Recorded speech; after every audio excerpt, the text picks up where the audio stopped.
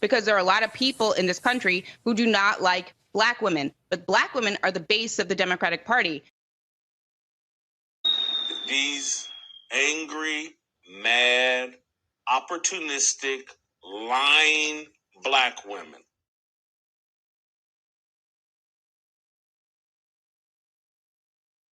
But Black power starts with Black women. It just does. But does anyone see that? No. Does anyone care about that? No. All they see is an aggressive Black girl talking.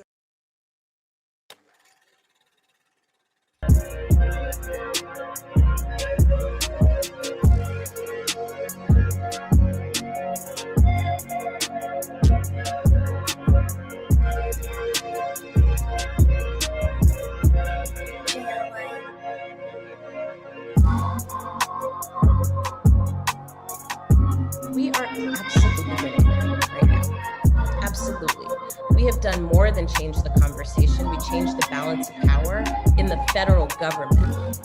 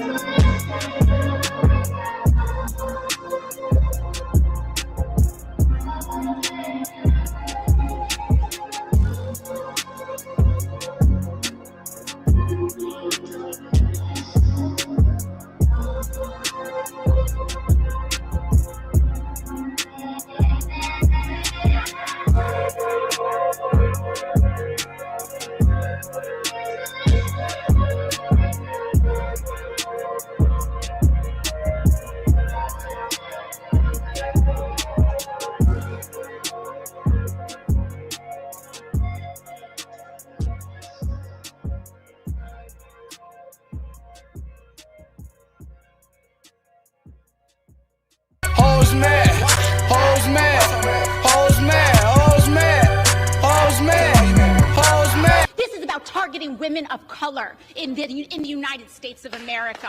Don't tell me, because I didn't get a single apology when my life was threatened. Thank you. Hoes mad, hoes mad, hoes mad, hoes mad, hoes mad, hoes mad, hoes mad. All right, a lot of folks today are upset because of what happened last night in Texas. A lot of Black folks. Congresswoman Jasmine Crockett was running for the Texas Democratic nomination for United States Senate against Texas State Senator James Tallarico. Those two, there was a third candidate in the race, but it really was between these two. And here are the election results right here. This is what it came down to. Tallarico getting 52% of the vote. 97.4% of the vote is in. Congresswoman Jasmine Crockett getting 46% of the vote. And so some ballots still have to be counted. And I've been watching all the different commentary. I've been watching people say, oh, my God, this was awful. This was about, you know, white and Latino voters, locking out Black voters and all of that. You're wrong. Let me say it again. You're wrong. Listen, folks, I'm born and raised in Texas. I was watching this race from the beginning. I was looking at every single facet of this particular race. And here's the reality. If you look at the numbers and you're trying to win, understand overall the state of Texas. 60% of Texas is minority. That's Latino, that's African American, that's Asian American, that's Native American. Yet in elections, 60% of the voters are white. Texas has the most eligible Black voters of any state in the country. Yet when Colin Allred ran against Ted Cruz, 1.2 million Black folks did not vote. Let me say it again.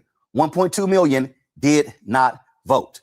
And so if you want to understand what was going on, you have to understand what were the strategies of both candidates.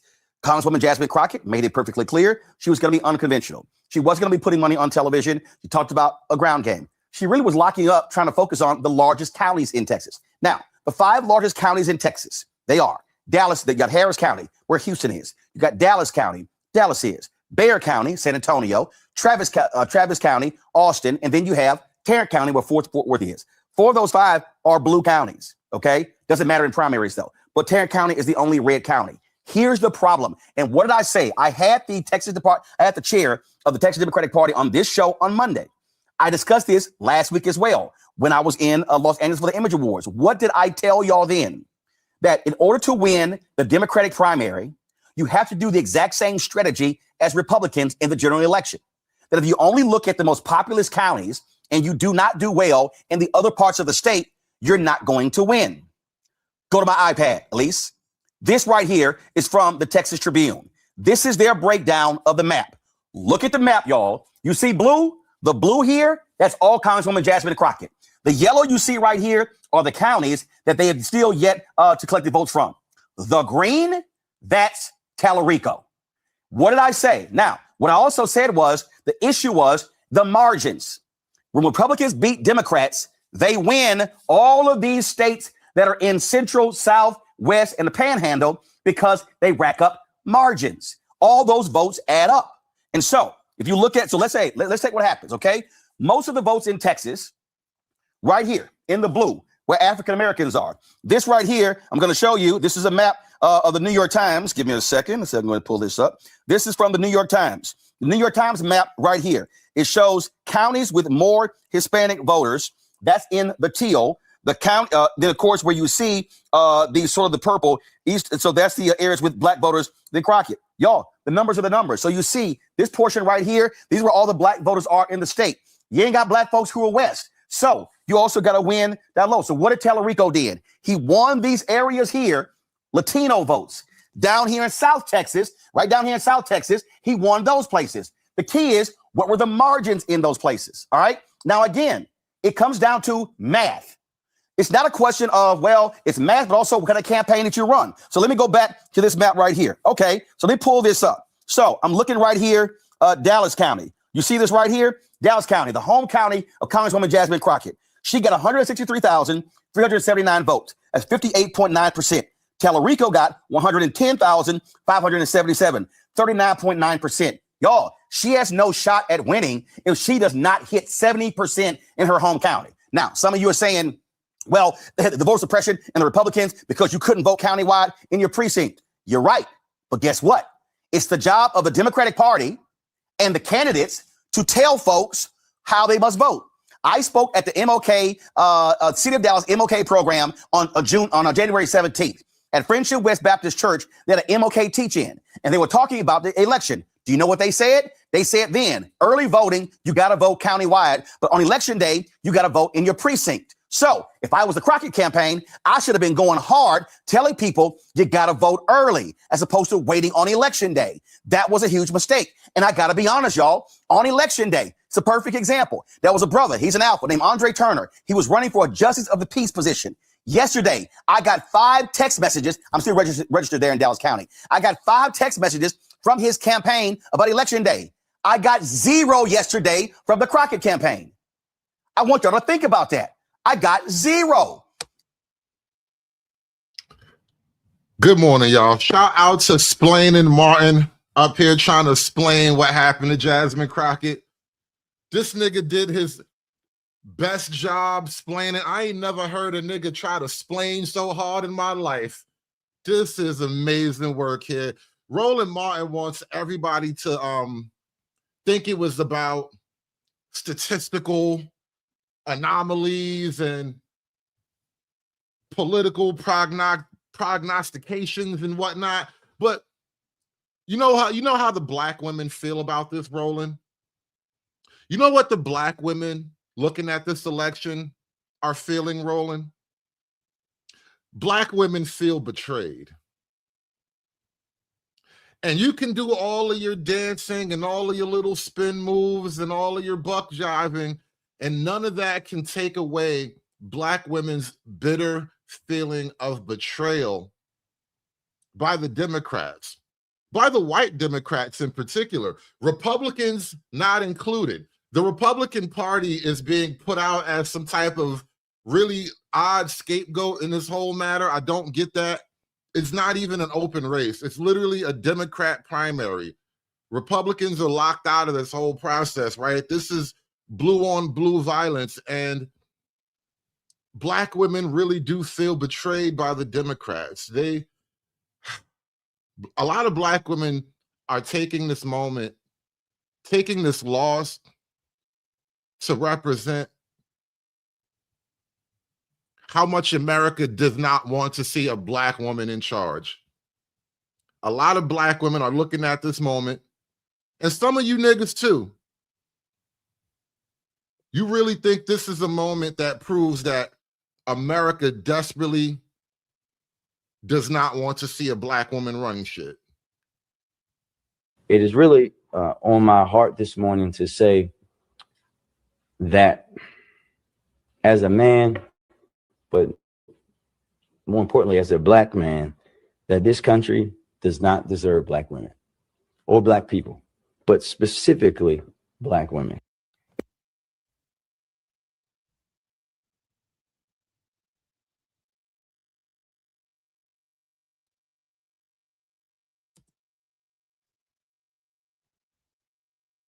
So how are you going to hold this in your heads, Democrats? Sisters, how are you going to make this make sense where you can look in the mirror and respect yourself? When the Democratic Party turns their back on this Black woman and leaves her out here dangling in the wind. Y'all going to mess around, Jasmine Crockett going to end up doing a podcast. Backing up Charlamagne like Angela Cry. I mean. Yo, I really can't wait for the Crockett cast to come online. I mean, what do you think her next move is going to be?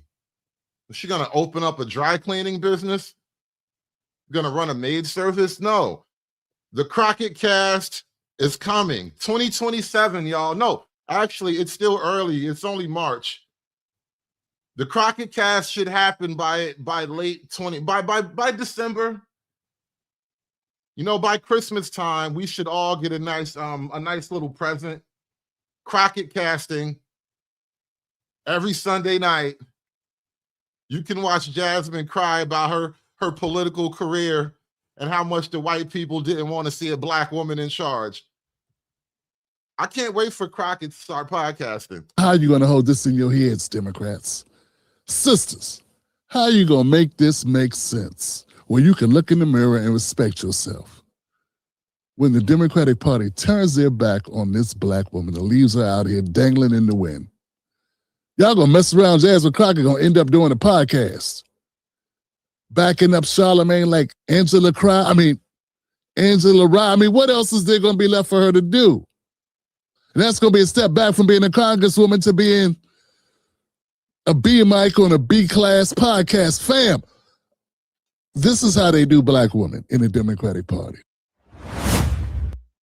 And look, this is not even like a Black right-wing Republican. He's a left-wing guy.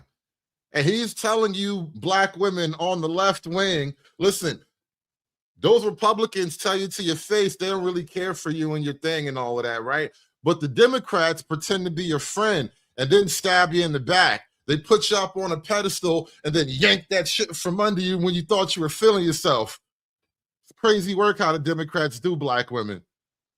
That's not me. That's him telling you that. That's him telling you that. I don't really care. I don't care what the Democrats do to Black women at this point. You get what you deserve, ladies. You get what you deserve. I'm just saying. It's Uncle Remus spinning his warm, funny stories. What Black women are doing, I don't care. They're their own group. When they decide to work with us, they will. Otherwise, they won't.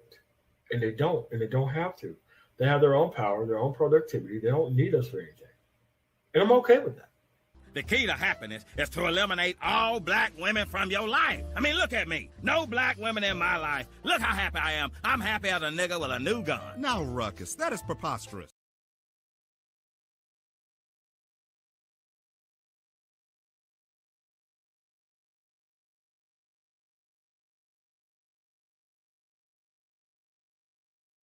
Very jarring to me that within the drop of a hat, as soon as she announced that she was running for Congress, everybody suddenly flipped on her. That is orchestrated. And you are right to have criticisms of people, But what you have to pay attention to, and why I disengaged from the conversation on Threads, is because you have to pay attention to how fast it happened. Because if she did not run for Congress, we would still be in full support of Jasmine Crockett. And a lot of people that don't support Jasmine Crockett are leftists and are also like to hide their racism behind causes. They like to hide their racism behind Free Palestine. Oh, wait. Are you accusing your fellow leftist of racism? So this is just racism all over the world. In your mind, it's like one of those crazy nigga conspiracy theory maps where all these dots are interconnected, but everything spirals back, everything traces back to racism. So there's racism on the right wing, there's racism on the left wing, there's racism at the top, there's racism at the bottom. The middle is just full of all kinds of different flavors of racism. Everywhere racism. Crazy work, bro. Good luck to you, though. Because if she did not run for Congress, we would still be in full support of Jasmine Crockett. And a lot of people that don't support Jasmine Crockett are leftists and are also like to hide their racism behind causes. They like to hide their racism behind Free Palestine. It just is what it is. It's just something that they do because they don't support any American causes. Now, while we are a very pro-Palestinian, pro-Sudan people, y'all niggas ain't low. You white people not slick. You white leftists specifically, you white liberals specifically are not slick. Y'all like to hide y'all anti-blackness behind a cause. Damn, son. What are all these left-wing black niggas gonna do? They can't go right. They can't go left. Everybody hates you everywhere you go. You niggas look real, real lonely in the world right now. Shout out to Mr. Enigma with the $2. Got this here for you, man. Hoes mad, hoes mad, hoes mad, hoes mad, hoes mad, hoes mad. This is about targeting women of color in the United States of America. Don't tell me because I didn't get a single apology. Time has expired. My life was threatened. Thank you. Hoes mad, hoes mad, hoes mad, hoes mad, hoes mad, hoes mad, hoes mad. Notice they don't do AOC like they did Cori Bush. They don't do AOC like they did Jasmine Crockett. I don't know what the difference is. I thought they were all in it together. I thought they were all squatted up, gang. I thought Cori Bush and Jasmine Crockett and AOC and them, I thought they were all squad up, gang. But I noticed they don't treat AOC, they don't treat Ms. Cortez like they treat Jasmine, sister girl, Keisha girl Crockett. I'm just saying, I don't know what happened. I just noticed things. For years, Jasmine Crockett was everything that the far left claimed that they wanted in a leader. A brilliant civil rights attorney, a fierce advocate for voting rights, a woman who stood in committee hearings and dismantled Republican talking points with surgical precision. When she called out Trump and the Republican Party, aggressive far leftists erupted in applause. When she became a national voice of the Democratic Party representing the future of a multiracial democracy fighting for the working class, she was hailed as our Democratic superstar. Was when she was convenient. That was when she was their megaphone, their frontline soldier, not when she became their candidate. Representative Jasmine Crockett announced she was running for the United States Senate. Praise from the far left is oddly not there. Instead, they gave their support to her opponent, James Tellerico, a 2-year middle school teacher, youth pastor, and state representative, a man whose legislative accomplishments, while respectable, pale in comparisons to Crockett's record as a practicing civil rights attorney, elected official in both the Texas House and the United States House of Representatives, and national party leader who served as co-chair for the Harris-Walz campaign. America's far left is backing this man who has centered his campaign on opposing billionaire influence, blasting wealthy donors, and proposing a $10,000 contribution cap. But he still accepted a $59,000 check, one from Republican mega donor Marion Adelson. Yes, the same Adelson who poured $100 million into pro-Trump efforts in 2020. Black women are celebrated as symbols, but not trusted as leaders. They can be the voice of your movement, the face of your resistance, the warrior in your viral videos, holding the goddamn megaphone. But when it comes time to actually give them power, to let them do the work, when they ask you for your support to move up and not just speak out, suddenly there are concerns about electability. Texas Democratic primary is on March 3rd, and early voting has already started. Democrats will have a choice. Will they support the Black woman with the record, the credentials, and a national standing, or will they continue the pattern of praising Black women when it's convenient and abandoning them when it counts? For the work that she's done, for the sacrifices that she's made, Representative Jasmine Crockett deserves better than to be discarded by the same people who made her a star. And frankly, to be honest, so does the Democratic Party. Yeah, Gay's mad too, y'all. Gay's mad. Get what they come to church doing? Being gay!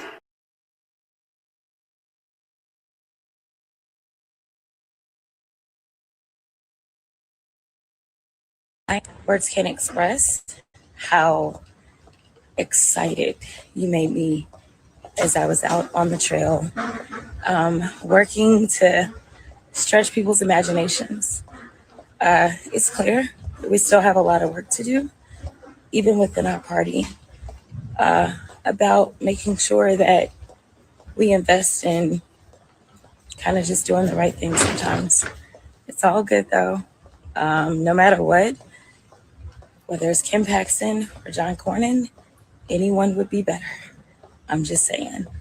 So again, I just wanted to say thank you specifically to the people of Dallas County. Where's all that neck rolling shit? Where's all that head bobbing shit? Where's all that sister girl energy? You sound like a defeated white girl. You don't sound like an angry Black woman from the hood no more. You sound hurt. You sound like you need a therapy. Do you need to talk to somebody? Do you need a friend? You sound like you need a hug, Jasmine. It would be better. I'm just saying. So again, I just wanted to say thank you specifically to the people of Dallas County. I love you so very much. And I woke up still heartbroken about everything that took place. I've got your emails. We received your phone calls about all of the confusion and the many people that just didn't get to vote. We have to fix this going forward. Yo, that white man beat the melanin out of this bitch, bro. What the hell? Why she sound so Caucasian all of a sudden? He beat the black out of you. I ain't never seen nothing like this in my life. God help me.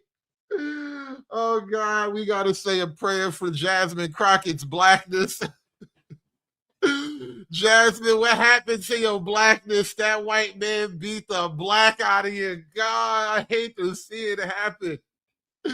This is just like slavery.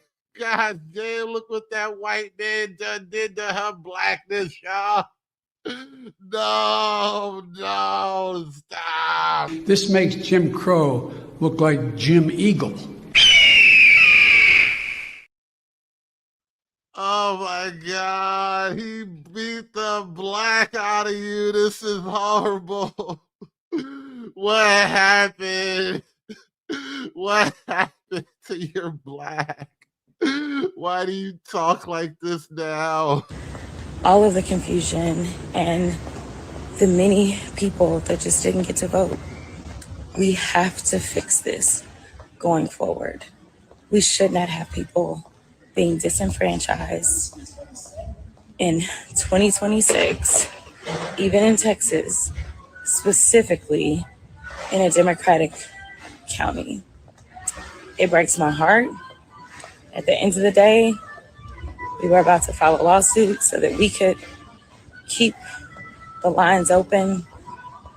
The county party chair got it done before we did. And, you know, the judge did the right thing. They told you couldn't even fight back. Your team told you not to fight back. They said you gotta lay there and take it. They said don't fight back, just let it happen. Your old team told you just let it happen. Oh no. Oh no. What they told you, just bite the pillow? Oh God, no.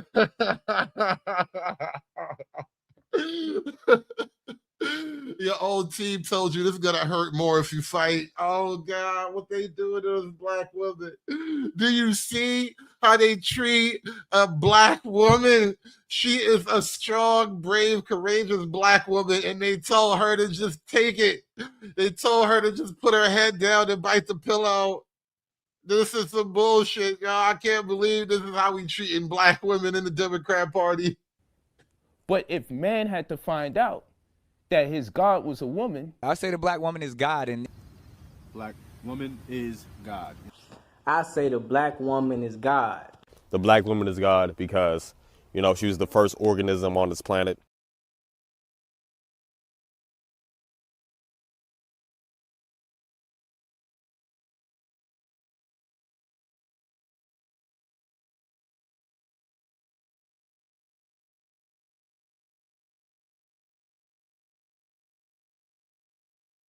Open, the county party chair got it done before we did, and this thing won't unmute me.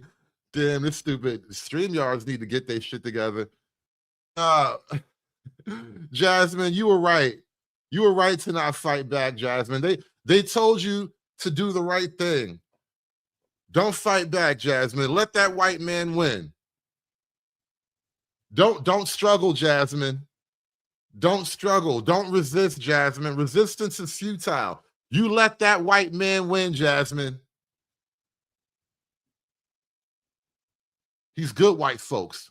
James is good, strong white folks. And, you know, the judge did the right thing. Texas Supreme Court stepped in. So I just wanted to say again, thank you. I am back to work. I am proud. Back to work where? Back to work where? We're doing what?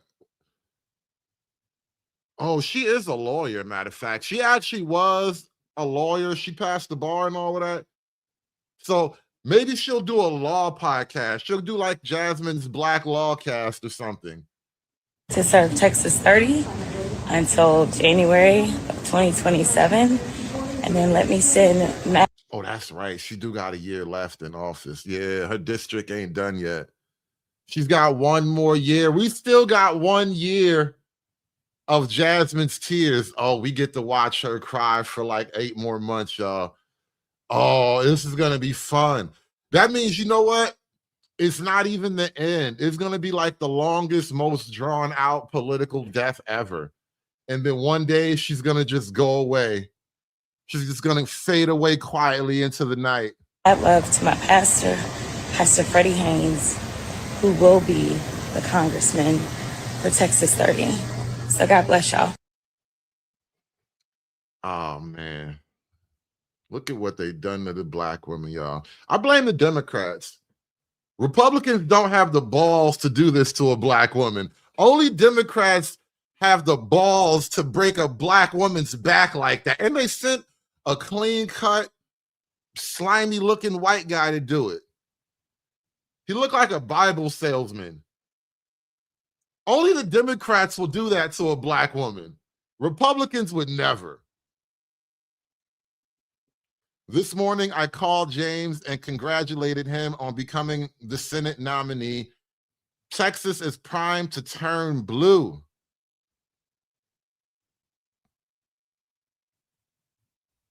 And we must remain united because this is bigger than any one person. This is about the future of all 30 million Texans and getting America back on track. With the primary behind us, Democrats must rally around our nominees and win. I'm committed to doing my part and will continue working to elect Democrats up and down the ballot. I just want to be clear. There's a lot that took place specifically in Dallas County. I'm sure you've been watching the returns, and none of the returns out of Dallas County are quite in yet. Dallas County should have the second largest voter participation of any county in this state. We don't have any of the results because there was a lot of confusion today.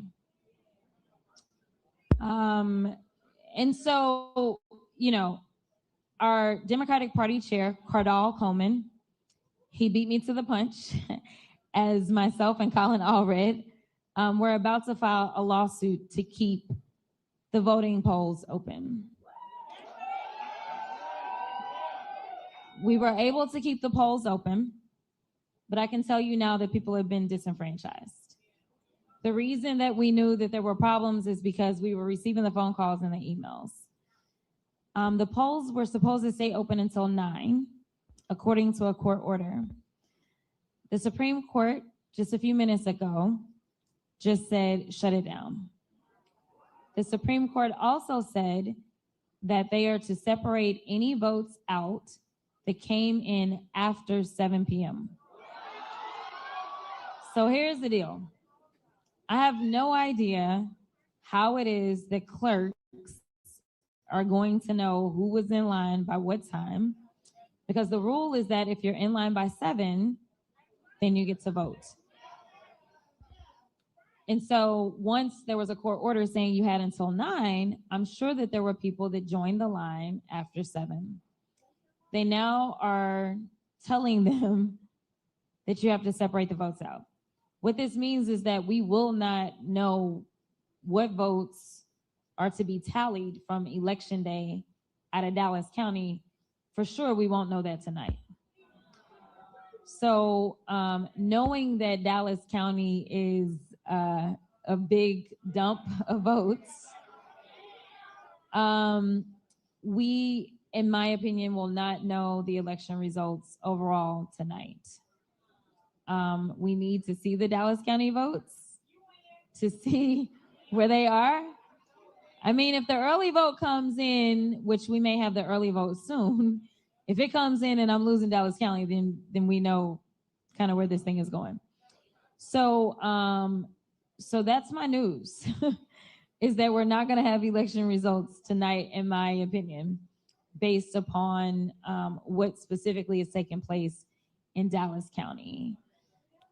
Look, we got another mad hater in the chat, a random independent. He says, another day, another video review of y'all bitching about black women. No, to the opposite. I'm on black women's side today. I'm saying that the Democrat Party shafted a strong black women. The Democrat Party, they used and abused an innocent, beautiful, intelligent, educated black woman today. Black women are right to be pissed. Y'all got used. Y'all got put out on the stroll like some hoes. And then when he took your money, he ain't even pat you on the head and tell you good job or not. He just kept the money. James is walking away counting Jasmine's money right now. This is horrible. This is nasty work. Y'all just got pimped by the Democrats. I feel the black woman's pain today, all right? Black women, can you feel me? I'm reaching out across the country to give all of y'all sad hoes a hug right now, because I know y'all just got used and did dirty. Well, at least I'm in Texas anyway. But all black women across the country are feeling some type way. And I just want you to know that I feel y'all pain. This is why I can't take none of y'all serious. And this is absolutely why I have distanced myself from you people, because y'all are shameful and embarrassing. And y'all are going to let this man disrespect you right in your face. I'm telling you, and I told y'all, the Democrat Party, they don't see black voters as citizens. You are a bunch of props to them. They don't bring any substantive policies. They bring performances. And then they expect you to perform, kind of like Cardi B and Meg Thee Stallion. Just shake your behind, because that's all you're good for anyway. They offer zero solutions. But they do offer you lots of pity and sad sob stories. And then you get a little side of plantation humor. Listen, if it wasn't for me being a Christian and knowing Jesus, I probably would have cussed Gavin out. But here's what the scriptures say about this. A fool takes no pleasure in understanding, but only in expressing his opinion. And Gavin, honey, boo-boo, you expressed a whole lot in your conversation with Andre Dickens. So you guys, today we're going to talk about what relatable looks like to Democrats, because their version of respect is absolutely representative of straight up contempt, and they keep telling you exactly what they think about you. Shout out to 313 Dash. We protect queens over here. Damn right. Niggas must not know. Trying to tell these black women how y'all was getting used and abused out here in these Democrat streets. Horrible what they did to y'all, man. I'm telling you. It's horrible what they just did to y'all. I can't believe it. Personally, I thought the Democrats were liberal and progressive. They were better than that. They would never sandbag an intelligent, experienced black female candidate for some funny-looking white guy. I would expect Republicans to do that every day and twice on Sunday, but the Democrats, no. Hey guys, this is Latina, your favorite community advocate. You know, guys, I'm not surprised that Jasmine Crockett lost the U.S. Senate race, and she's blaming Republicans. In reality, the people that threw her under the bus was her own party, okay? The Democrats, the far left white liberals, decided to support James Tallarico because he's more polished. He's more a yes person. He's more believable. He's more likable. Jasmine Crockett allowed these white liberals to prop her up as some ghetto black chick from the hood. When in reality, Jasmine Crockett, she grew up privileged. She went to a top-notch private school. She spoke well when she first ran for office. Very smart woman. Although our politics are very different, but Jasmine Crockett allowed herself to be used by the liberals, the far left. And when they were done with her, they replaced her with someone else. Damn, sounds like she got pimped. They put her in a little skinny stripper costume. It's like, get out there on them streets in that black girl. Go shake that ass for me. Shake that ass, girl. Shake that ass for Drake. Someone who's more likable, someone who can, you know, fake the funk and portray himself as this so-called moderate. Now, I looked at this guy, James Tallarico's past comments and him using God and the Bible and Christianity as a way to prop himself up in the political arena. I think it's really disgusting to try to misrepresent God's views to try to enhance a radical agenda. I don't support it. I am a Christian. It goes against my beliefs. This whole thing with this James guy saying that God, you know, supports the right to an abortion for the trans community is absolutely absurd. We should all be offended. This guy's totally misrepresenting the words of God. Now, for Jasmine Crockett, I know you don't want to admit that your party turned against you, but you did in the past said in an interview that there is racism in your own party. I've said this so many times that there's nothing more dangerous than a white liberal who's trying to use the black community to push an extreme radical agenda, and it only benefits them. It doesn't help us in no way. And I'm just going to say this. The Democrat Party has been bought out by foreigners. Now, I know there is a plan, and this is a fact, that foreigners are going to challenge every African American that's in public office. Now, you let that sink in. I'm speaking on the Democratic side. They're going to challenge every single black leader for their seats and put foreigners in. And I warned you guys. Don't say I didn't tell you so.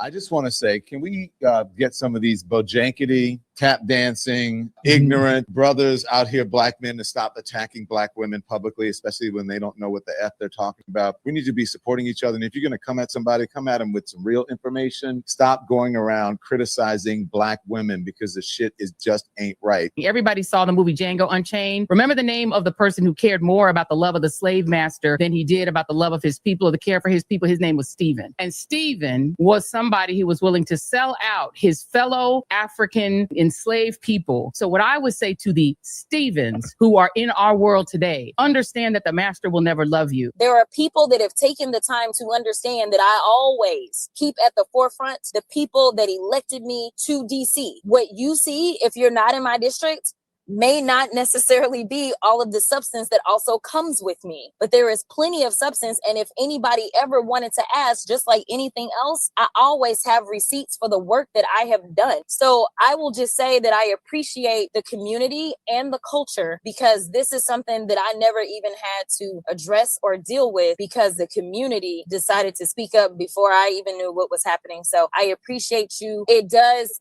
hurt, because it's like I expect more and better. And frankly, I am always down for a real conversation. I really am. I mean, but I haven't even experienced that type of stuff coming out of even Black men on the other side of the aisle in Congress. They even have enough respect to say we disagree on this policy or whatever, and we'll go back and forth. But like, they have not tried to do what somebody else tried to do. So it's all good when you know that you're walking in the purpose that God has put on your life. I'm gonna keep doing me, and you know, Amen. the world will continue.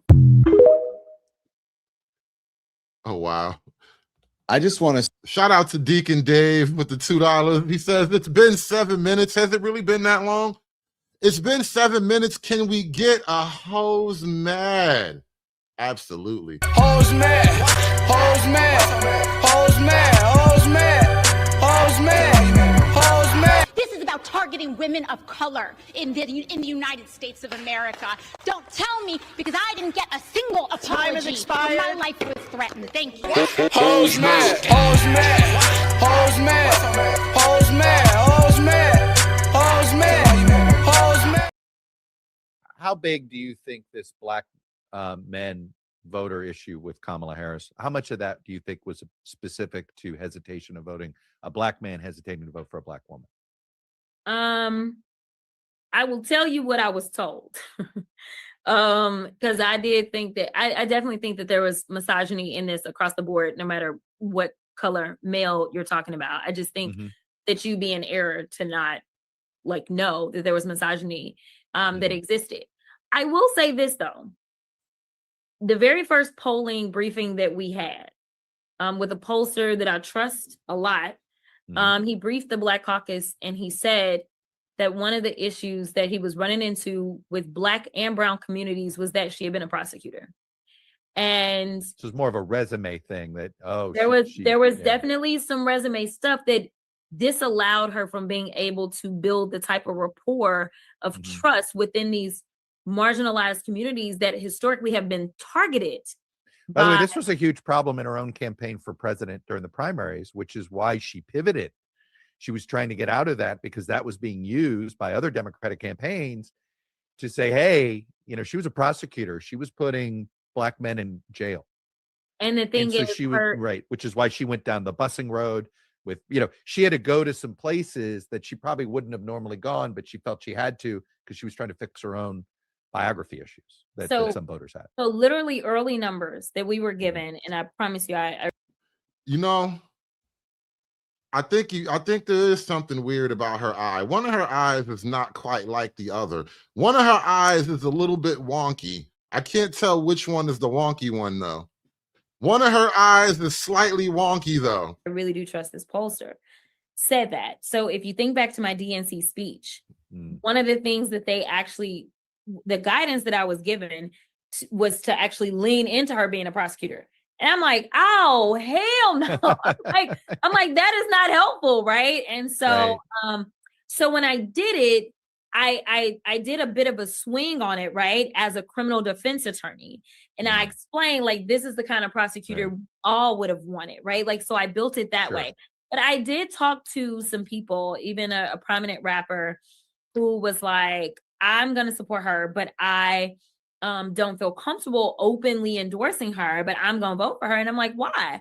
And so he told me that one of the issues was just kind of like the prosecutor thing. And I said, and I made sure to talk about the things that we had been told move the needle with these groups, right? Like knowing that she had like second chance programs and things like that, like letting them know that she was one of the good ones, like one of the ones that we would have wanted if one of the good ones. She was a good Negro. She's a clean cut, well spoken. She's one of the good ones. That's hilarious. Shout out to Mr. O, member for 2 months. He says, can we get a Jermaine's fault? And another O's mad. Oh my God. What happened to Jermaine? Where the hell is Jermaine at? I'm done. I'm done with life. And it's all Jermaine's fault. It's always Jermaine's fault. Hoes mad. Hoes mad. Hoes mad. Hoes mad.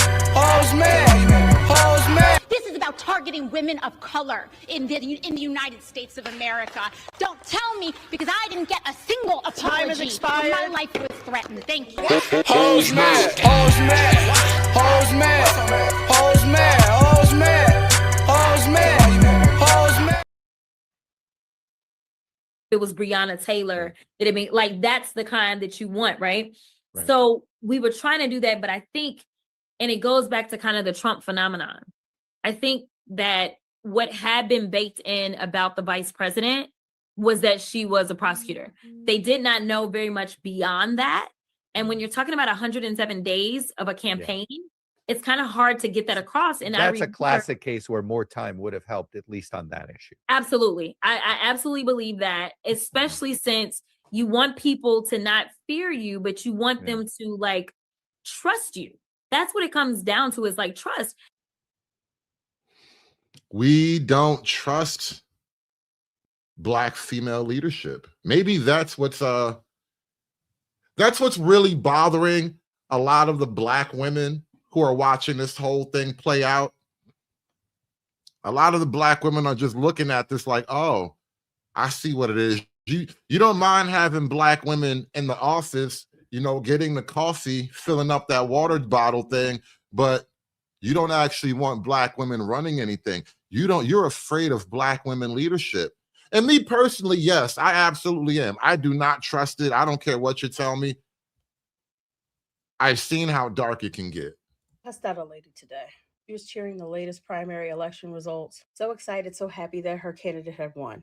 Vote blue no matter who, she says. She said nothing about the gerrymandering that was happening. She said nothing about the voter suppression that could have led to this result. Nah, she was waving a flag with a man's name on it, excited that yet another white man gets to stand up and run for Senate. She said nothing about the people who had to stand in line and wait for hours, the people who in droves were turned away from polling places where they might have voted for years. Suddenly the rules were different. Suddenly the rules had changed. And people who were leaving work during their lunch breaks are going to vote before they picked up their kids from school or in between meetings or in between assignments, suddenly either had to face waiting for hours or leaving entirely and missing their chance to vote.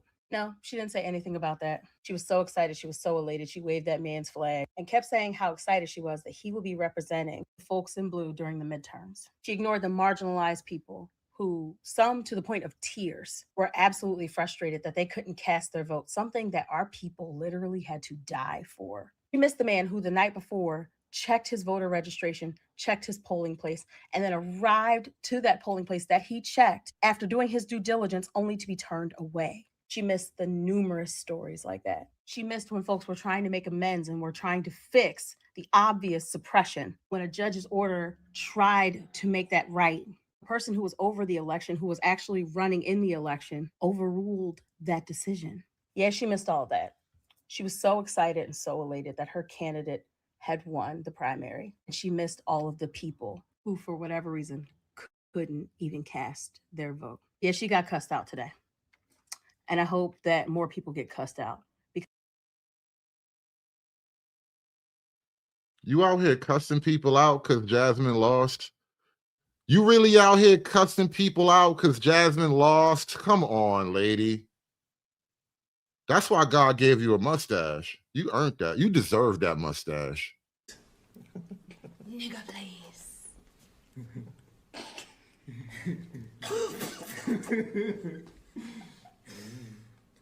Serious. Actually running in the election overruled that decision. Yeah, she missed all of that. She was so excited and so elated that her candidate had won the primary. And she missed all of the people who, for whatever reason, couldn't even cast their vote. Yeah, she got cussed out today. And I hope that more people get cussed out because this is no victory. If you're cheering right now While so many, especially marginalized people, are suffering, are frustrated, and are disenchanted entirely, then it's safe to say that you have learned nothing and you are not safe for our communities. Don't get cussed out today.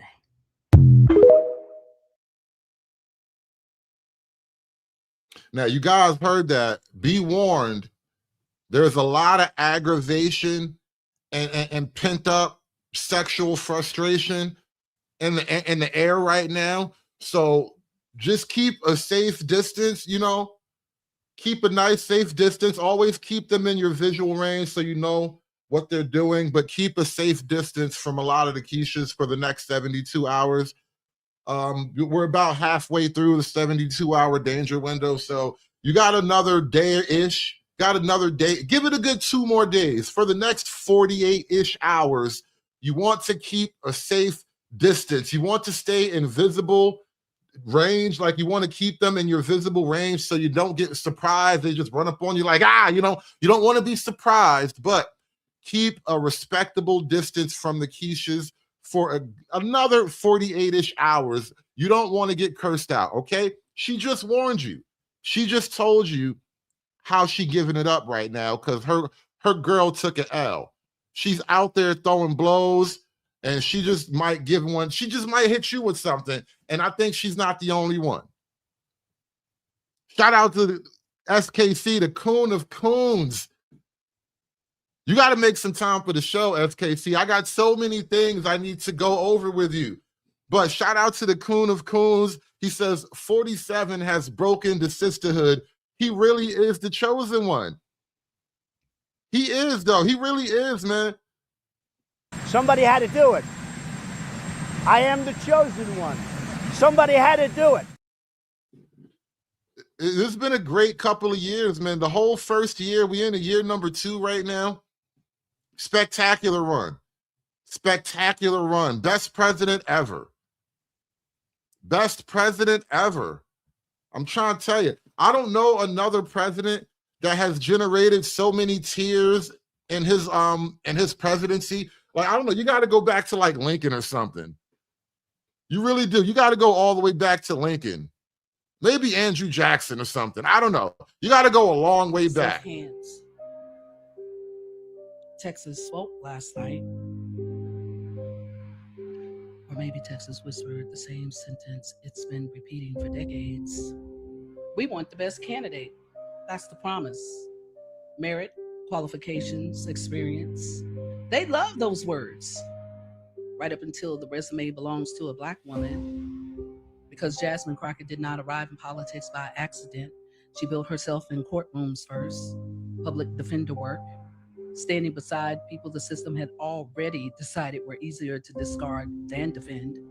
Then she opened her own practice, civil rights law, criminal defense, cases where justice doesn't show wrapped up in applause, but buried inside legal briefs and long nights.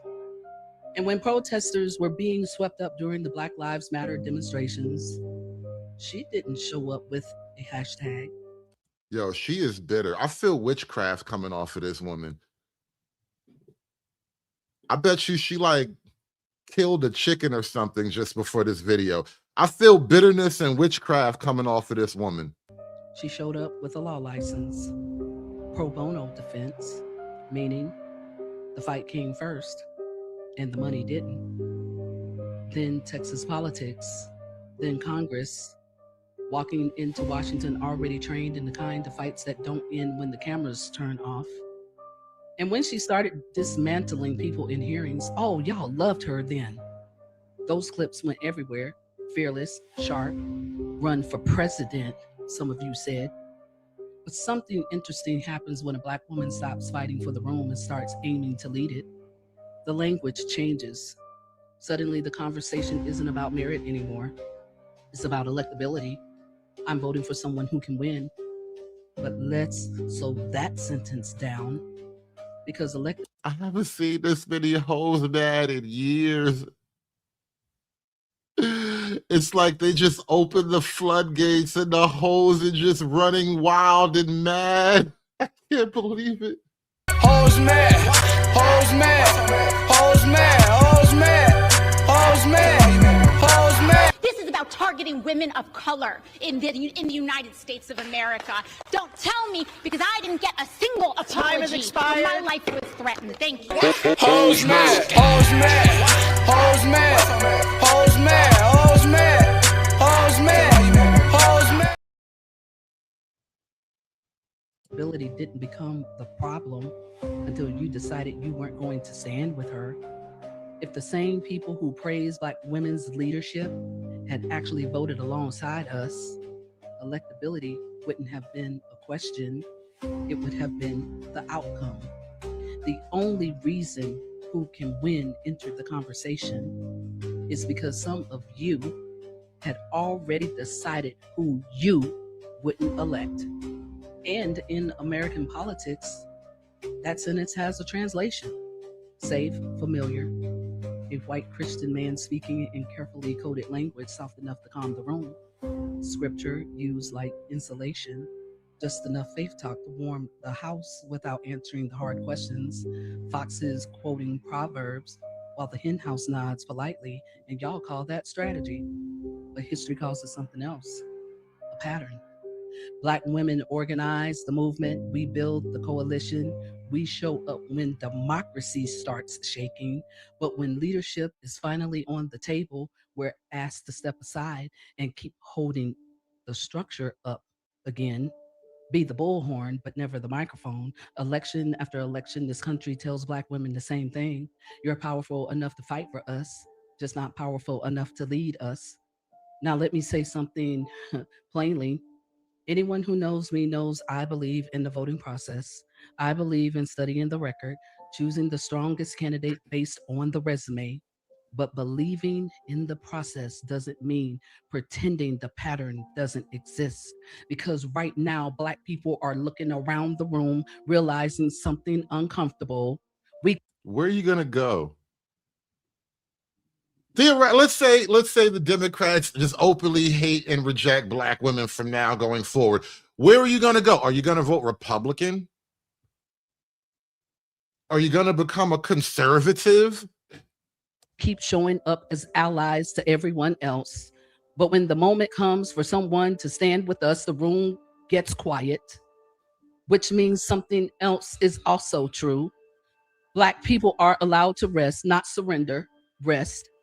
Because every election cycle, we warn you, we educate, we organize, we sound the alarm, and some of y'all still fail the same open book test.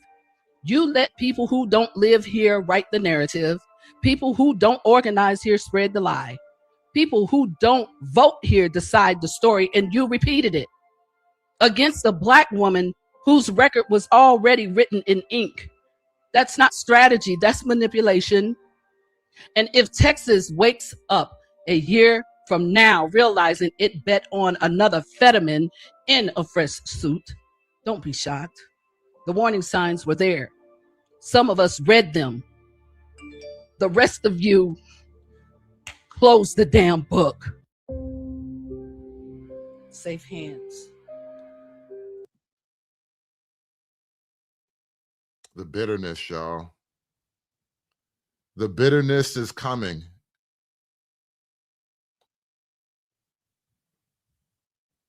The bitterness is coming, y'all.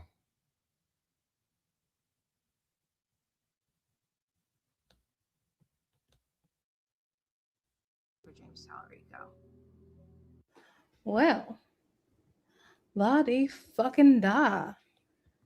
James Tallarico won. This is my shocked face. This is my literally no intention on ever voting for James Tallarico. Well, la-di fucking da. James Tallarico won. This is my shocked face. I have a lot of thoughts, and I had a lot of thoughts in the last 24 hours.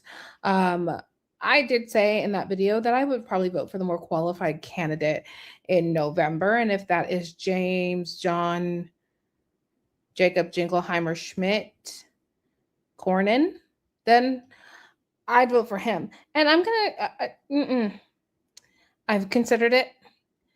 Yesterday, I stood in line with a woman at Randall's, and she was an 80-year-old Republican. And then I remembered that the Republicans are vile too. And I can't get on board with that. So I'm going to echo what I said in that video. I am never going to vote for James Tallarico. They are bitter. They are going in revolt, y'all. Shout out to True Hype with the fireball. Why do we assume competence when most people aren't the greatest at their jobs? I mean, was she a good lawyer at all? That's debatable, but does it matter if she was a good lawyer? Everybody must eat. Everybody must eat. Everybody must eat. Everybody must eat. Yes. Like, why does it matter if she was a good lawyer or not, Hype? All that matters is she was eating off the law. That's all that matters. She was eating off the law. What do you care about if she ever got anything done? You care. Why are you asking all these questions? These are like white supremacy type questions for real. Only a white man would question a black woman's credentials like that, True Hype. You need to look inside yourself. There are so many issues I have with the fact that you people have elected him to be our primary representative. First and foremost, he is not a strong candidate. He's extremely weak candidate.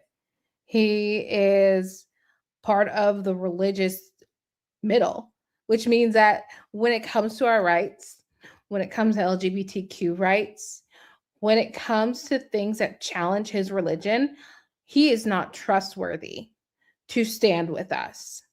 He is not trustworthy to have a backbone. But that's what the fuck you. I mean, the dude James literally says trans people should have reproductive or health care.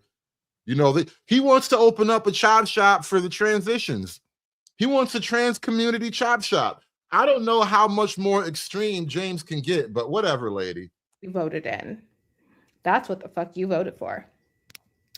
And I'm not going to continue to perpetuate a cycle of white supremacy and patriarchy that says Black women can work twice as hard and be twice as good and get half as far. I think as you scroll, and maybe it's just me because I am a Black woman and I'm particularly pissed. They're very angry. You rarely see them this angry unless it's like in a dollar store line or something at a fast food register. Reactions you're going to see from Black women are more like mine. Some of them are going to say, yeah, I'm going to vote for him. Nobody's really excited to vote for him. I'm not going to go that far. I'm just not going to vote for him. So, I mean, somebody asked me what the other options are earlier today. The other options are see if there's an independent that is worth voting for in the Senate race in November. Vote for John Cornyn. Don't vote for John Cornyn. He makes, hold on, let me show you my main beef with John Cornyn. I mean, aside from the fact that he's an intolerant, racist bigot, this is John Cornyn's Christmas brisket. This. What the? I wouldn't vote for those ribs. That whatever that is, I wouldn't vote for that either. But that's not my problem. That is not my problem. And you use too much profanity, young lady. Got a filthy potty mouth. In Central Park. This is wrong. This is wrong. It's wrong. How are you gonna say you're from Texas and you make this? Well, I like him more than Ted Cruz. Ted Cruz is terrible. Anyway. Where was I? Oh, you can vote for John Cornyn. She is still really like trying to betray. She is going against the Democrats now. She like, F that.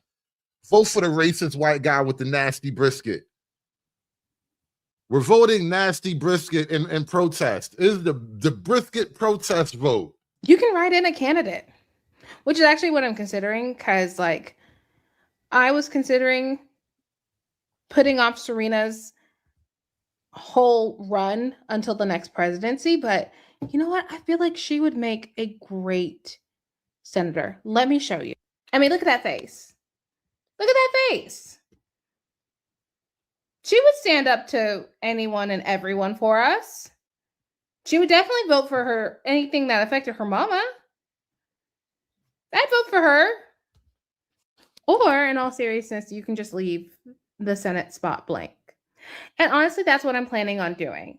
Now, if you're watching this video and you're particularly offended and you think that my one video is really going to get out there and make people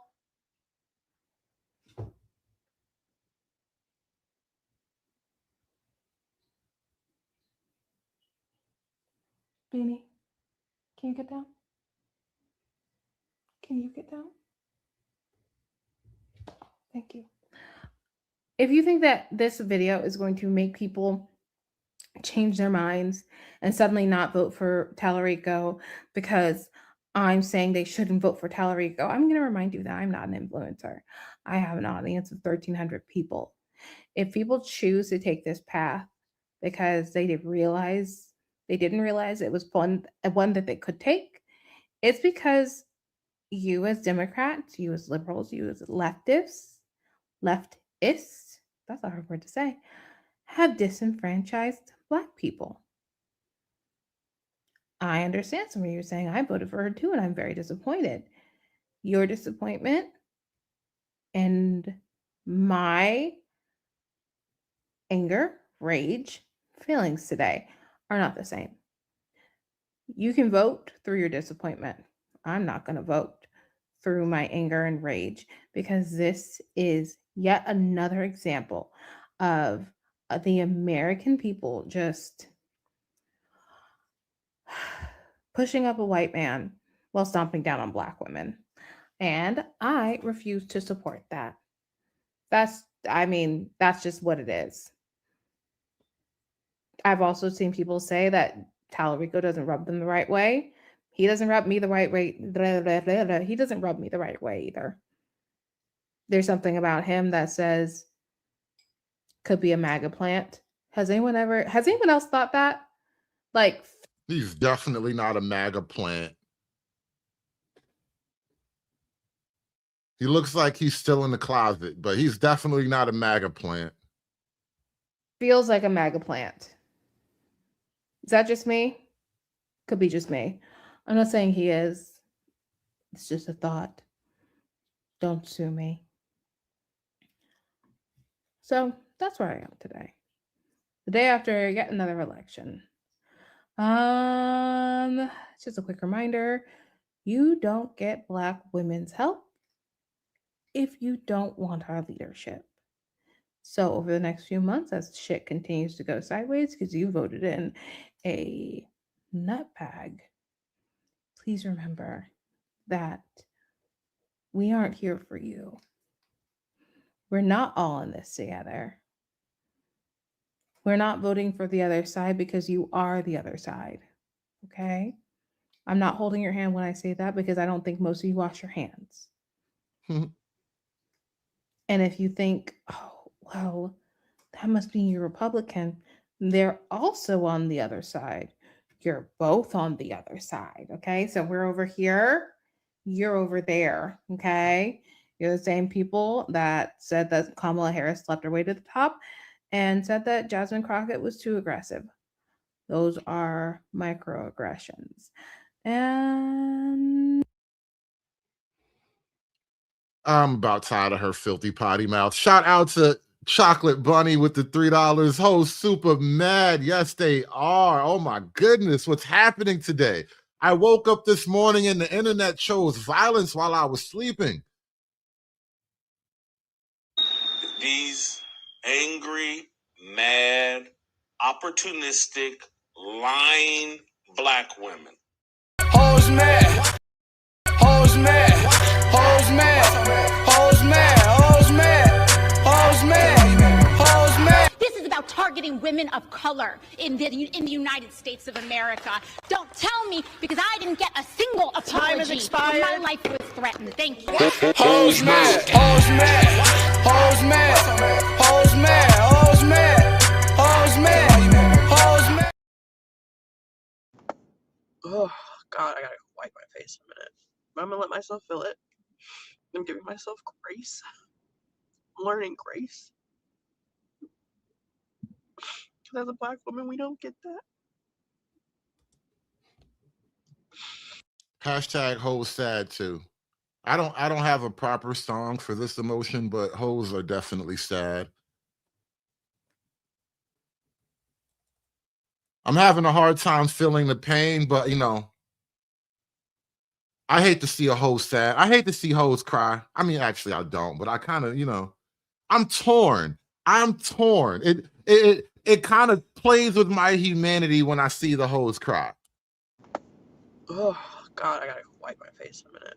But I'm gonna let myself feel it. I'm giving myself grace. I'm learning grace. Because as a black woman, we don't get that. But it's extremely hard to continue to feel like this. Michelle Obama said something. And she said, I would never run. Because y'all are not going to be ready for a black woman. And as somebody who continues to push, like, I have the degrees, I have all the accolades, I could do the job. And I continue to be disrespected. I see why. Because who wants to put themselves in that predicament for people who don't give a fuck? It's so hard.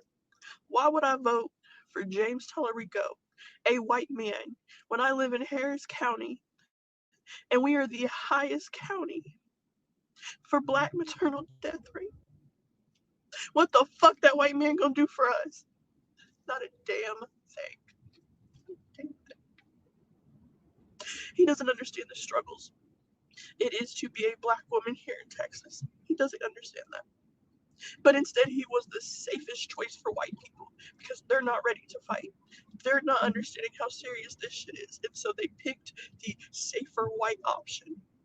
And they've continued to do that all throughout history. And that is why America is not going to make it to 250 years. They're not going to make it past 250 years because you keep playing the game safely when the game is not meant to be played safely. It's meant for soldiers, and you picked a bitch. I will not be voting for James Tallarico. I am good on it. I will not be picking another white man to represent me when they know nothing about the struggles that we face in this motherfucking city.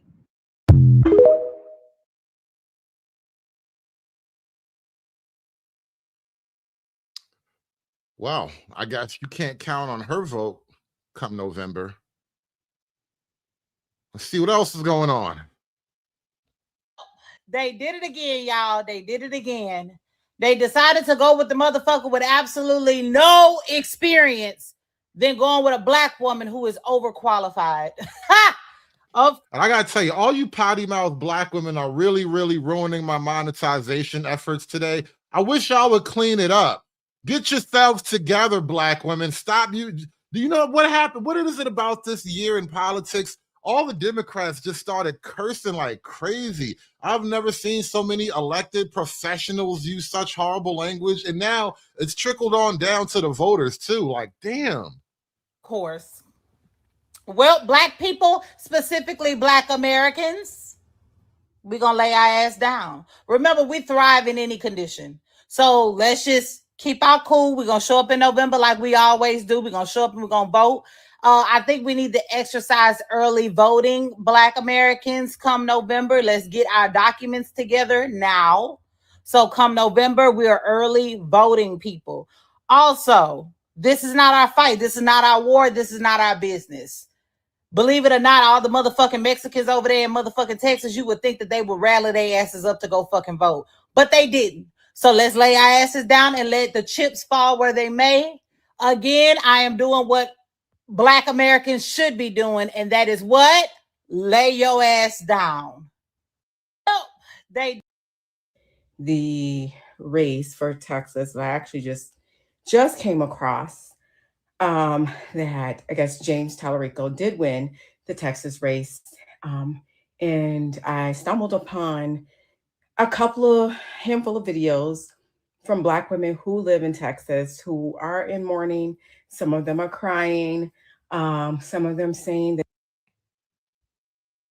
they're in mourning.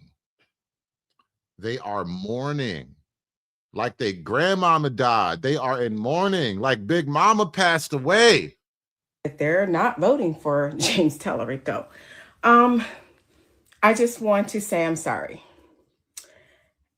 That's all I can say. To be a Black woman in America is to understand, and a lot of you guys are young, and I've been in this corporate game was in the corporate game for a long time.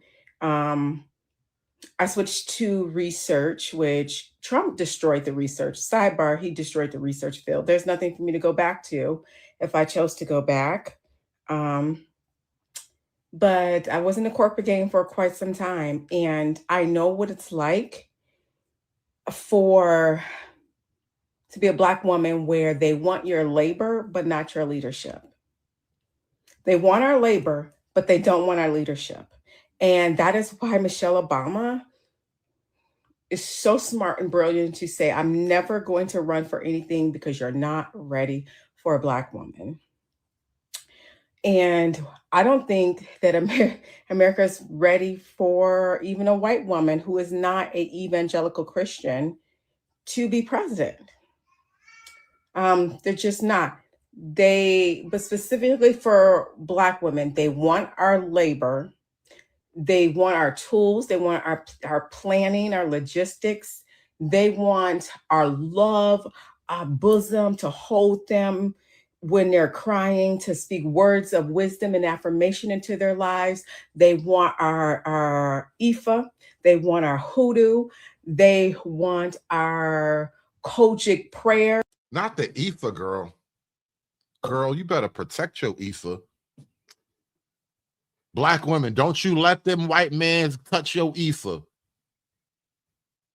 Never ever let a white man have your Ifa, girl. You use your hoodoo to protect your Ifa from the white man. Our coaches speaking in tongues, our Pentecostals speaking in tongues. They want our spirituality, but they don't want our leadership. And that is a hard pill to swallow. When I was back in the corporate world, I was just dating. We were living together, but not. Wait for it. Wait for it. It's almost here. You're going to love the part. The big reveal. This is a long video too. The big reveal is about to come out there. You're going to love this part. Married yet. But not married yet. Had a pin in it because, my father had passed away and we needed the breath of the breathing room for the grief. And I would call my husband, my then living boyfriend, and I would tell him all of the microaggressions and all of my frustration of my microaggressions and everything else that would be happening. And he could not understand in his white mind why I was still there. It is. Like he was. And there it is. Mr. O called it. He could smell the divester through the phone. Nigga's phone was just glowing with divestment energy. Yeah, bro. Brad is glad. Room for the grief. And I would call my husband, my then living boyfriend, and I would tell him all of the microaggressions and all of my frustration of my microaggressions and everything else that would be happening. And he could not understand in his white mind why I was still there. Like he was so offended and so enraged.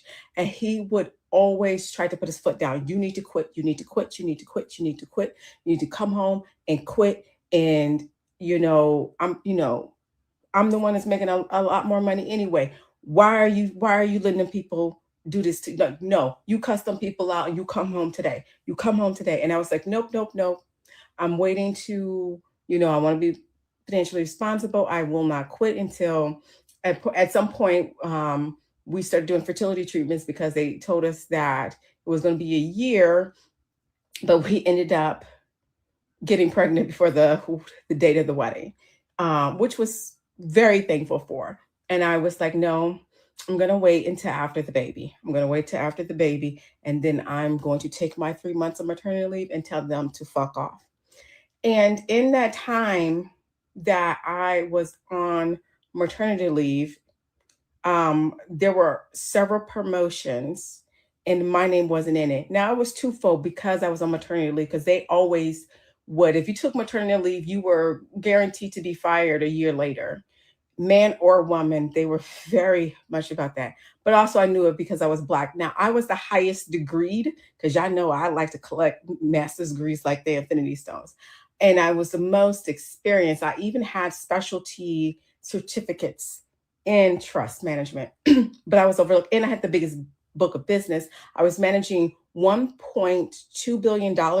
The next person under me was at $1.1 billion. And of course, I was overlooked. And I didn't even, at that point, I couldn't even care. So my coworkers called me crying because they were like, I couldn't believe you didn't get these promotions. Your name was not in one of these promotions. I was still on maternity leave. I didn't give a fuck. But when I decided not to return back to the office, they went into a fucking panic. They went to a fucking panic. They had never done this before. People have quit and have not returned from maternity leave. And it was like, okay, bye. I was the first person. The top managers begged to come back for a going away party. They threw me a going away party. And at that going away party, the top managers showed up to that party to beg me to return. And I told them to go fuck yourself. And I left. They were in a fucking tailspin. You know what's interesting about this story? And this is very much a woman thing and not even so much a Black thing. Like, you hear about this constantly with women wanting to make certain amount of money or yada, yada, yada. And they almost always say women don't negotiate as hard or as often as men do. Women often avoid the entire concept of negotiation, almost as if I should just be given the things I think I deserve. Whereas, like, with men, more often than not, men seem to go down. They get in there, they figure out a plan. They listen, either I get this money or I go somewhere else and I get this money. And then the company decides how valuable that guy really is to them, and maybe they give him some more money. Whereas, like, she ran up against that very moment, that very sort of fork in the roads and your career type of situation. And what she's revealing by telling this story, she didn't understand how to actually play the game. And now she can only rely on racism to explain her poor game playing. Like, your poor gamesmanship is really what happened here. I don't know if they were being racist to a Black woman. Maybe you just don't get the political, the office politic of it all. And so you keep coming out on the short end of the stick. And it wouldn't surprise me if you're just not likable. Being likable is far more lucrative than being competent. I hate to put it that way. Listen, just because you're good at your job doesn't mean people want to give you the job. People give jobs to people they like. It's always been that way, always will be that way. You have to be competent and likable. Now, they wanted my labor, but they didn't want my leadership. And I tell that story because I know you're in grief, but it is a lesson that is a tale as old as time. It's a tale as old as time. And I know for those of you, I am not going to, and as much as I push voting and elections, I am not going to force you to go to the polls to vote for Tallarico. I'm not going to hold a gun to your head on that, but I am going to force you to go to the polls to vote. those of you who feel like you cannot put his name on there, you still have a responsibility to return the house, to flip the house. You still have a responsibility for the water reclamation, the railroad manager, all of the people on the ballot. It's more than Tellerico on that ballot. And you have a responsibility to show up at the polls in November and vote for all of the other important things. He isn't the end all or be all on that ballot. And from now to November, maybe your heart will change and you will be willing to vote for him. I don't live in Texas. I live in a very blue city, a blue state that'll never turn red. I ain't got no fucking skin in the game on that. But the house must flip. The house must flip. You must go to the polls and at least vote for all of everything else. And maybe you will move past your grief and in the stages of grief to acceptance and be able to vote for him in November. But I am not going to beat you over the head about voting for him right now. I don't think it's the time or the place. If people are in your comments that block them, and people who, all of us go vote people, do not stitch these women, do not berate these women for saying that they are not going to vote for him. Let them grieve, give them the space to grieve. Because a lot of young Black women are really, truly understanding what I learned back in my 30s. They just want our labor, but not our leadership. And we do not have allies. Being white people, white progressives, white liberals, and white leftists aren't necessarily our allies. Not all of them, because a lot of them have not deconstructed their whiteness. Has your husband deconstructed his whiteness yet? You know, this is so fascinating too. The divestor to pro-Black pipeline is a hell of a pipeline. I don't understand that type of pipe. What type of pipe are you getting? This shit got you all screwed up. But I'm just looking at this like, if liberals and progressives aren't really your allies, obviously anybody on the right wing isn't your ally. Who's your ally then? Who are Black women allied with? Who do Black women have left at this point? They don't have liberals. They don't have progressives. They don't have anybody on the right wing. They don't even have Black men. If you don't have a man, you ain't nothing. Who are your allies now? They may have deconstructed their politics from their parents. They may have deconstructed their religion, but it is a separate animal to deconstruct one's whiteness. That is a separate beast that has to be conquered. And a majority of white people on the left have not done the work. Very few white people on the left have done the work of deconstructing whiteness. So we always move with that in mind, that just because somebody calls themselves, especially if they call themselves a far leftist, they're just fucking racist. Far leftist is just as MAGA is. But the rest of you have to be mindful of who has actually deconstructed their whiteness. I've said this before, we don't really have a lot of true allies, and we have to sit with that, okay? But again, I just want to say to my Black women in Texas, I am deeply, deeply sorry.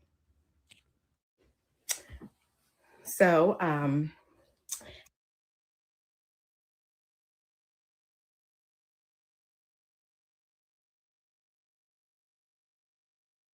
Hey y'all, it's your friendly neighborhood therapist. Listen, it's early, but Texas, the 92% told y'all in November of 2024, the night where everything went wrong, told y'all that, okay, fine, we're resting now because this ain't on us. And y'all said that Black women were selfish, and y'all said that we couldn't just give up and we had to still fight. And you had a Black woman in Texas willing to still fight. And y'all repeated the pattern. Y'all are worse than kids. You know how you have to repeat a lesson over and over again sometimes for a kid to really get it? This lesson here is being repeated again and again, generation after generation, and yet y'all still won't listen to Black women. Y'all still refuse to let the qualified Black woman win. You still refuse. And it's primarily the fault of Latino voters and white women. And some white women in Texas had the audacity to get on social media and say, I love Jasmine Crockett, but I just have to give my vote to Tallarico. Well, all right, y'all did that. You'll reap what you sow. And I don't live in Texas, so I don't really have a dog in the fight, but I do live in Tennessee. And one thing Texas and Tennessee have in common is that they are two very gerrymandered states. But I don't know if I believe the lie that they are really blue, but because of the gerrymandering, they will always be red. I don't know if I believe that, because what I see is I see a lot of people talk a good game, and it's like they have on a blue mask with a red face behind it. But that is neither here nor there. I hope y'all get exactly what you voted for yet again. I hope you do. Because I don't see this going well at all. I don't see Tallarico winning overall for y'all when it comes down to it. And it's funny to me because y'all didn't put the person in there who had the better chance. You didn't put the person in there who MAGA hates more. And y'all don't see how that's not smart. You put the person in there that MAGA actually backed. And that don't seem strange to y'all that they backed him? Don't seem strange to y'all that one of his big donors was a Trump supporter? That don't seem strange to y'all at all. Leave black women alone at this point. And I'm seeing so many people. Leave black women alone. Oh, it's been a good year, man. It's been such a good year. Say, well, okay, well now the people of Texas just got to come together and band behind Tallarico. I don't live there, so I'm gonna let y'all have that. If that's what y'all choose to do, I'm gonna let y'all have that. But understand that everybody that claim that they are, They did it What the again, hell just y'all. happened? So, I just want to be. Well, what they just do to my stream? Shoot. but understand that everybody that claim that they are progressive are not. Now, people are saying, well, just look at his voting record. He's very progressive. Cool. Hope y'all right. I hope for y'all's sake, y'all are right. But you can't blame, especially black women, for not having any faith in that. Because, again, another qualified black woman was shut down. Because y'all love us, but you can't let us lead. You love us, oh, but we can't lead. You like our fight, but we can't really be the leader of the fight. You want our help, but we can't lead it. We can never lead it, but you want us there doing the groundwork, boots on the ground. You want our boots on the ground, but you don't want our face at the forefront. All right. Well, Texas, and to all the black voters that were hoping for something different, like, when are we going to learn the lesson? When? I understand that there was a lot of hope once we had Barack Obama as a president. A black man as a president was just unprecedented in this country. But I think that was a one-off. A black man as a president is how we get to Trump as a president.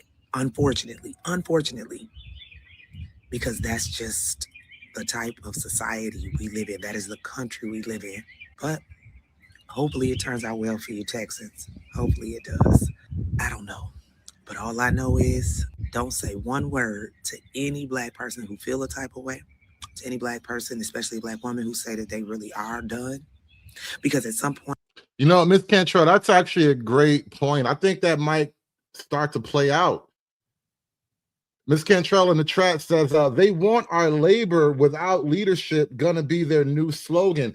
And it's sort of catchy enough. They might condense it into something that rolls off the tongue a little better. You know, no taxation without representation, no labor without leadership. Like they're gonna condense it into something that works, something that fits on a nice little protest sign or whatever. But yeah, I think that's the energy they're going forward with.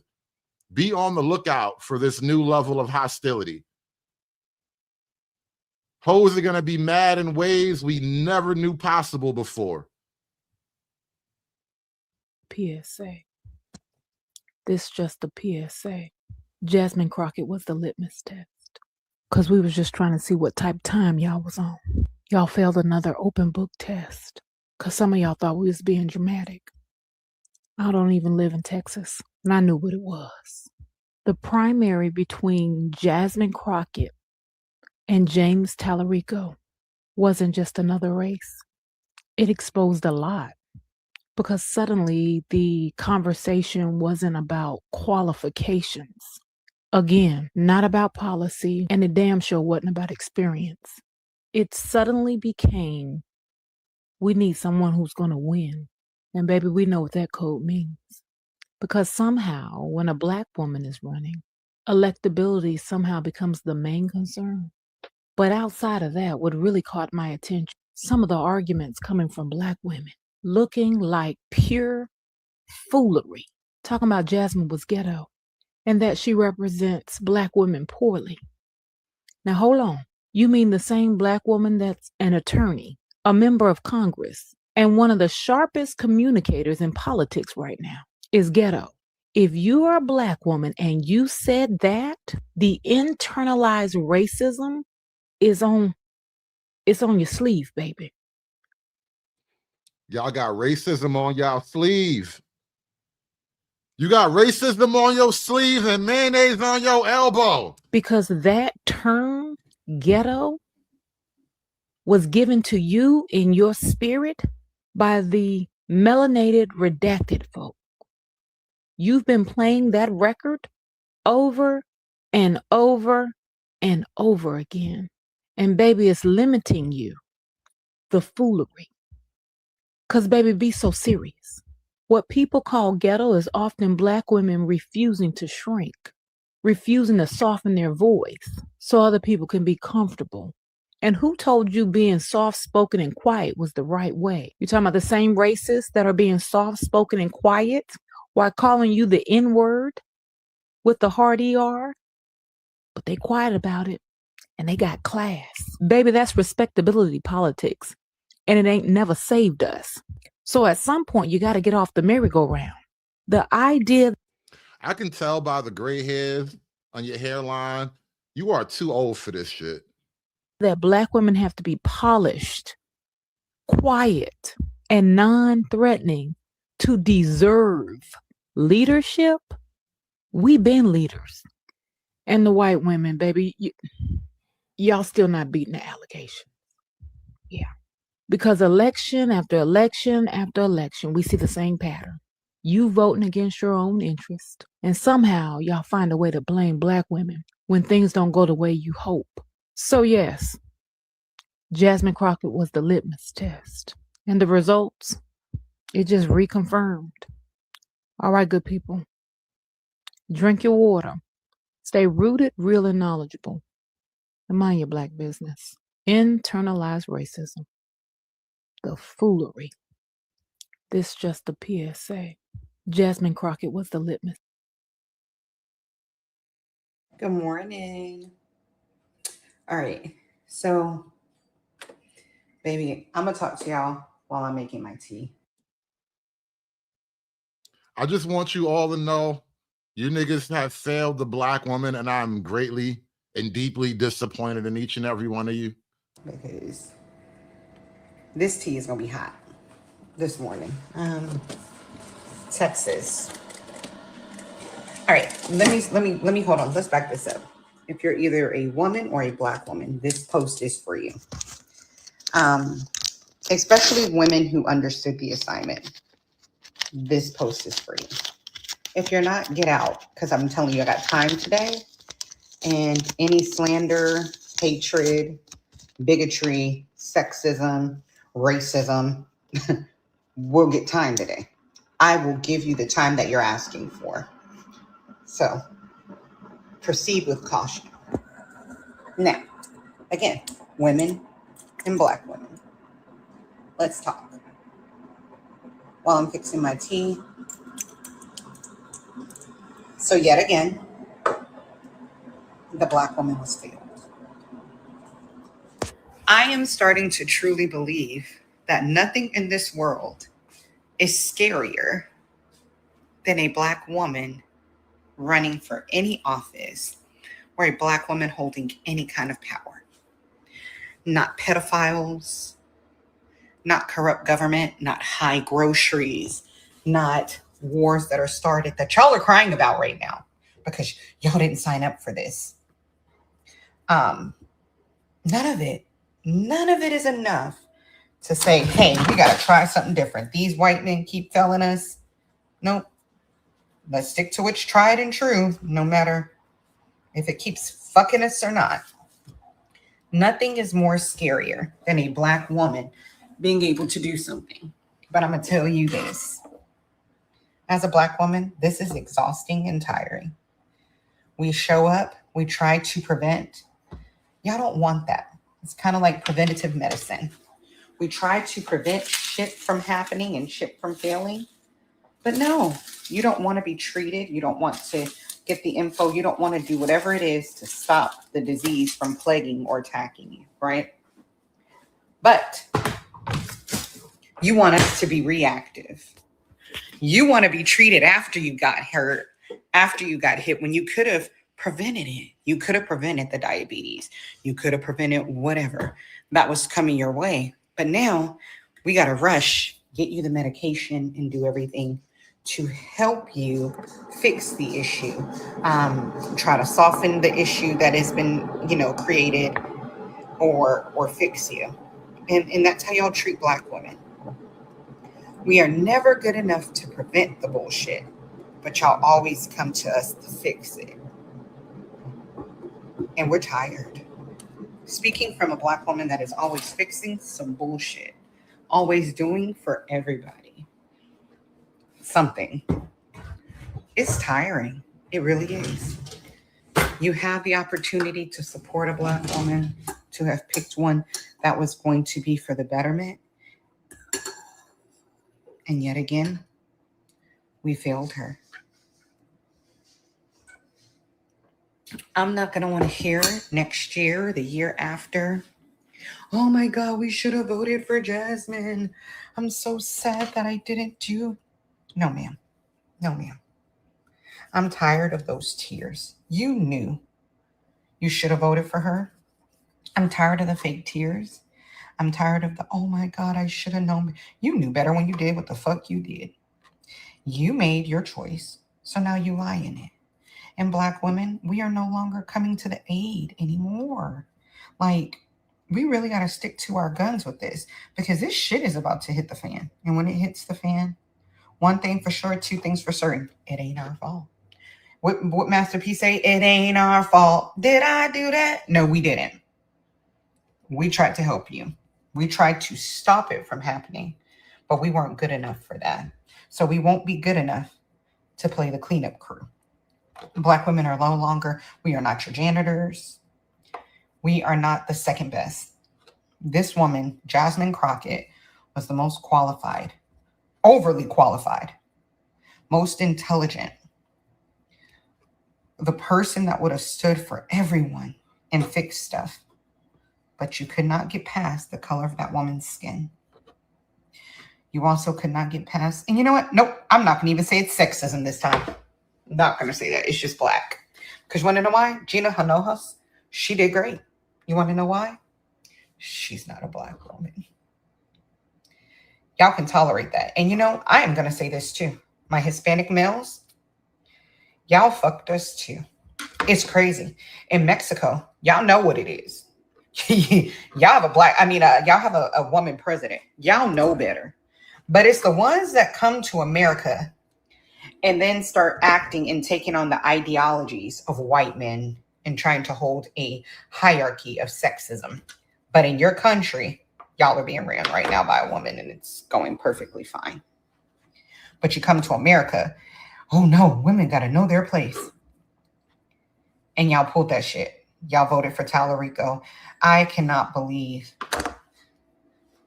again, we were failed by the Hispanic community. Most voted for Tallarico. Yet again, now, when ICE and everything is going on and all this and whatnot, y'all have been, oh my God, somebody listen to us, help us. Why isn't the Black community? Here we go again. Here we go again.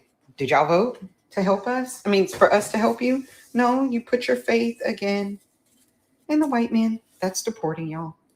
You put your faith again, and he's gonna do better. He knows. You know, I had to let this play for a minute so the crazy could like wash over you properly.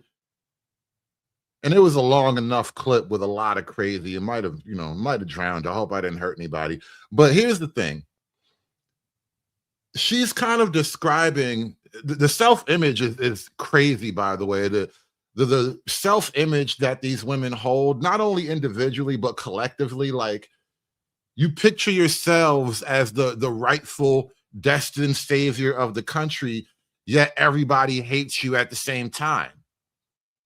A victimized savior. It's like a religious figure. You really do describe yourselves as a religious figure. The victimized savior is literally Jesus. You bitches think you're Jesus goddamn Christ. Like, stop. Nobody's that good. Nobody's that special. Here we go again. Did y'all vote to help us? I mean, for us to help you? No, you put your faith again in the white man that's deporting y'all. You put your faith again, and he's going to do better. He knows better. You couldn't vote for a black woman. So yet again, when you're being piled up and deported, and you're like, why isn't black women angry? We were angry. We were. We tried to help you. Now, we're washing our hands. We're done. We're tired. We are no longer the backup. We are not coming off the bench second string. Baby, we are top notch. We are the LeBron James. Guess you don't want to treat us that way?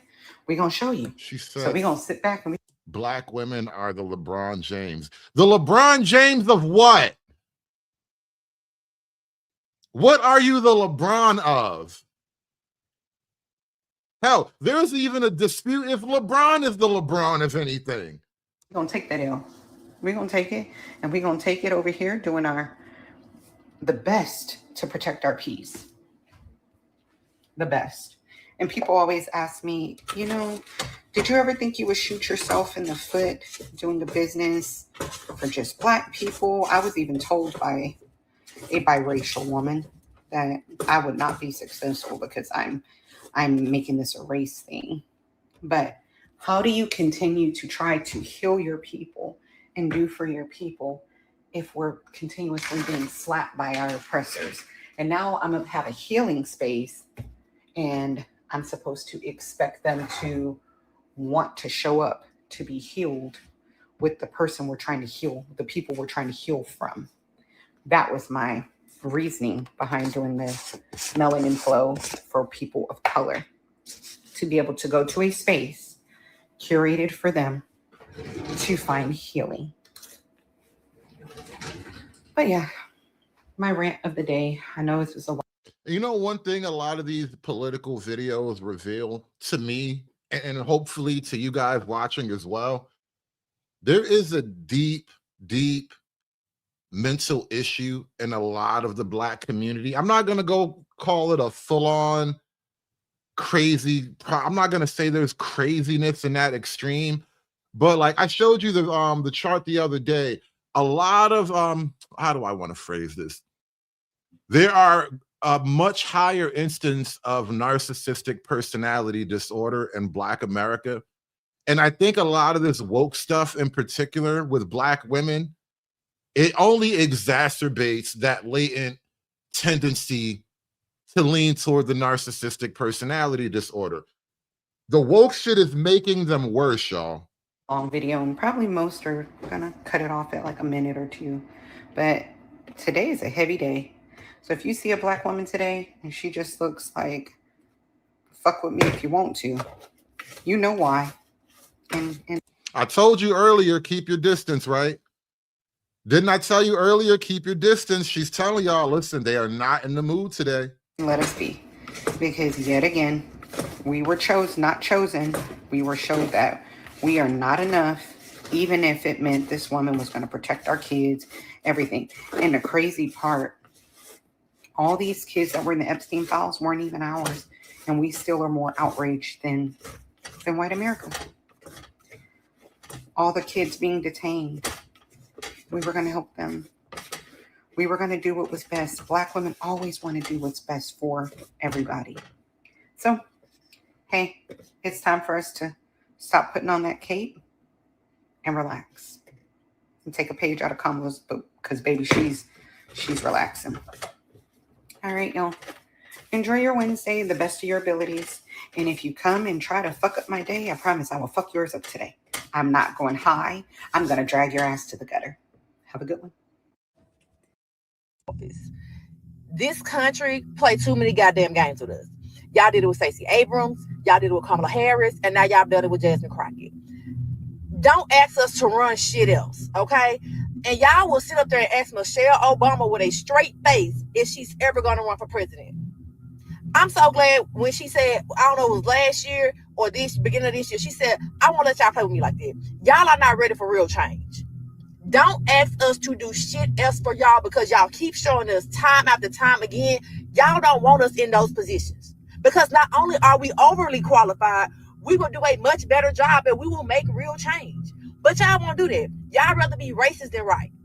So Jasmine Crockett, I don't know if you'll ever see this. Congratulations. I hope, they find some type of justice for you, but we know how the game they're finna play. It's gonna be tied up in litigation and all that bullshit. But I am so disappointed in you, Texas. I am so fucking disappointed in this state. Lord knows I am. Going forward, I don't want no other. So yes, we need a fighter. And I was so ready to vote for Jasmine Crockett because I love her. But I voted for Tallarico because we need somebody who can win. Happy Women's History Month to Black American women. Watch as white American women abandon us yet again, just like Susan B. Anthony and Lucretia Mott did during women's suffrage. When Black women tell you that we have no allies, this is what we're talking about. These are the same liberal white women who will wear blue bracelets and then stab us in the back at the voting box. Remember, when white people try to throw Martin Luther King's I Have a Dream speech in your face, you need to throw his letter from a Birmingham jail right back at them, because these are the people he was warning us about. White liberals, well-meaning people with shallow convictions. This is it. These are the type of women who have yet to unpack their misogynoir and are our biggest obstacle at the voting box. And they're supposed to be on our side. So yes, we need a fighter. And I was so ready to vote for Jasmine Crockett because I love her.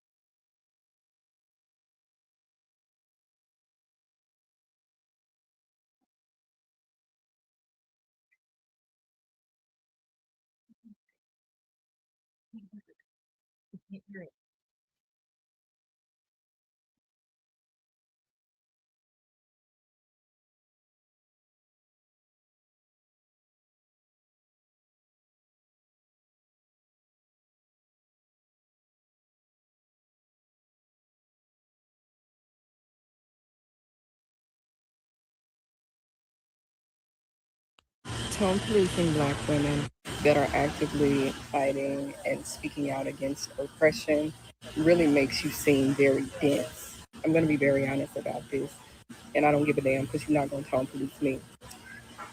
My Black bad, y'all. people Audio in glitch. America, any and everything that a Black person has in America was fought for. People died for it. And people have dedicated their entire lives to ensuring that those things are not taken away. Even so much so that the work and the effort of our elders and our ancestors has benefited other people and other minority groups. That said, I've been seeing a lot of creators talk about Jasmine Crockett and oh, well, I really like her, but I just want her message to be softer. Hey, liberal, are we talking about liberation? Please show me in the history books where people that are being systemically oppressed use the soft tone and it worked. Can you tell me? Can you show me? Stop telling Black people how we should react to violence that's happening to not just us, but to people in general. Why are you not outraged? It really just makes you all seem super out of touch and like you need to grow up. But anyways, that's it. Tone policing Black women that are actively the Democratic. Hey y'all, good morning. So I just got up. I checked the Democratic Senate race in Texas, my home state. I've been following the Texas and Republican Senate race. A lot of people are going to be upset when they get up this morning and find out that Jasmine Crockett lost to Tallarico. I'm not surprised, and here's why. I love how Jasmine used her platform to speak up to power. And there's only been a handful of people in Congress that has chosen to speak against the wrong that they are seeing.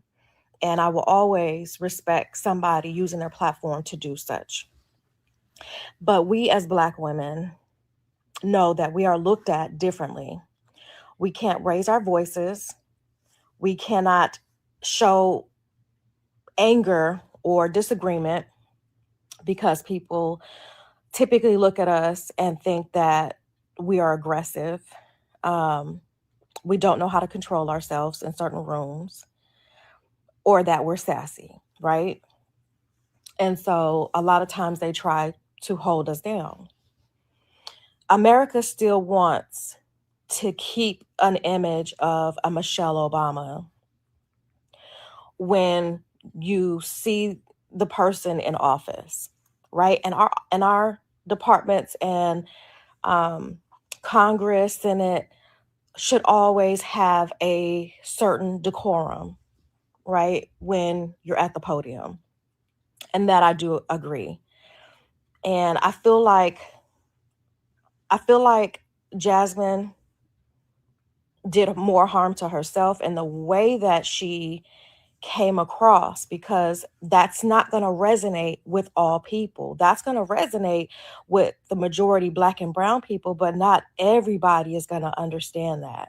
We're still behind in America because it's just that way. Black people, Black women especially, are looked at a certain way.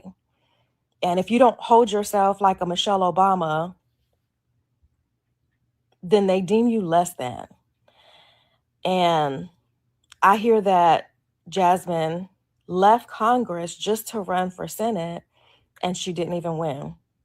So I know that she's got to be feeling a defeat, but also to keep in mind, I was watching Jasmine's page, and I noticed that she took to her platform and was showing different celebrities like Kelly Rowland.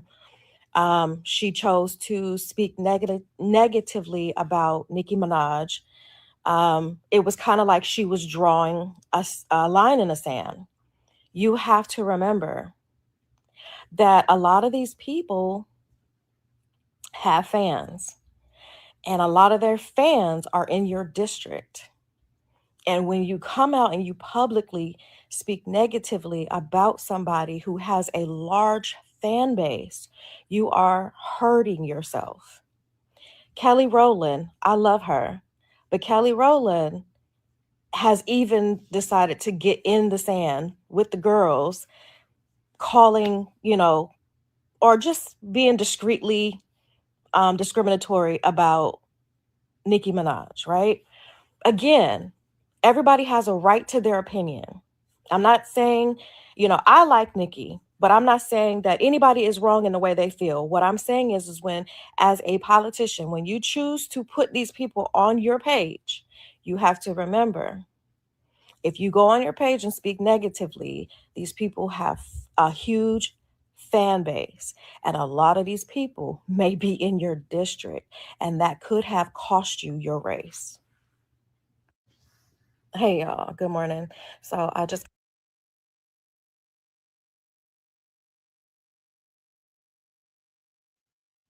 Well, you heard it here. Black women are feeling some type of way, y'all. This has been a traumatic loss for Black women. But if man had to find out that his God was a woman, I say the Black woman is God, and Black woman is God. I say the Black woman is God. The Black woman is God because, you know, she was the first organism on this planet. It's been a hard couple of days for the first organisms. They are crashing out all over the internet. And, you know, there's a handful of you niggas out here crashing out too as well. I'm not even gonna lie. Like, let me just for the sake of, you know, being all honest and whatnot, I'm gonna show you at least one nigga crashing out. We're gonna end on this really, really awkward note. Yes, bro, God lost. I know, it's amazing when you think about it. How does God lose an election in Texas? It's crazy.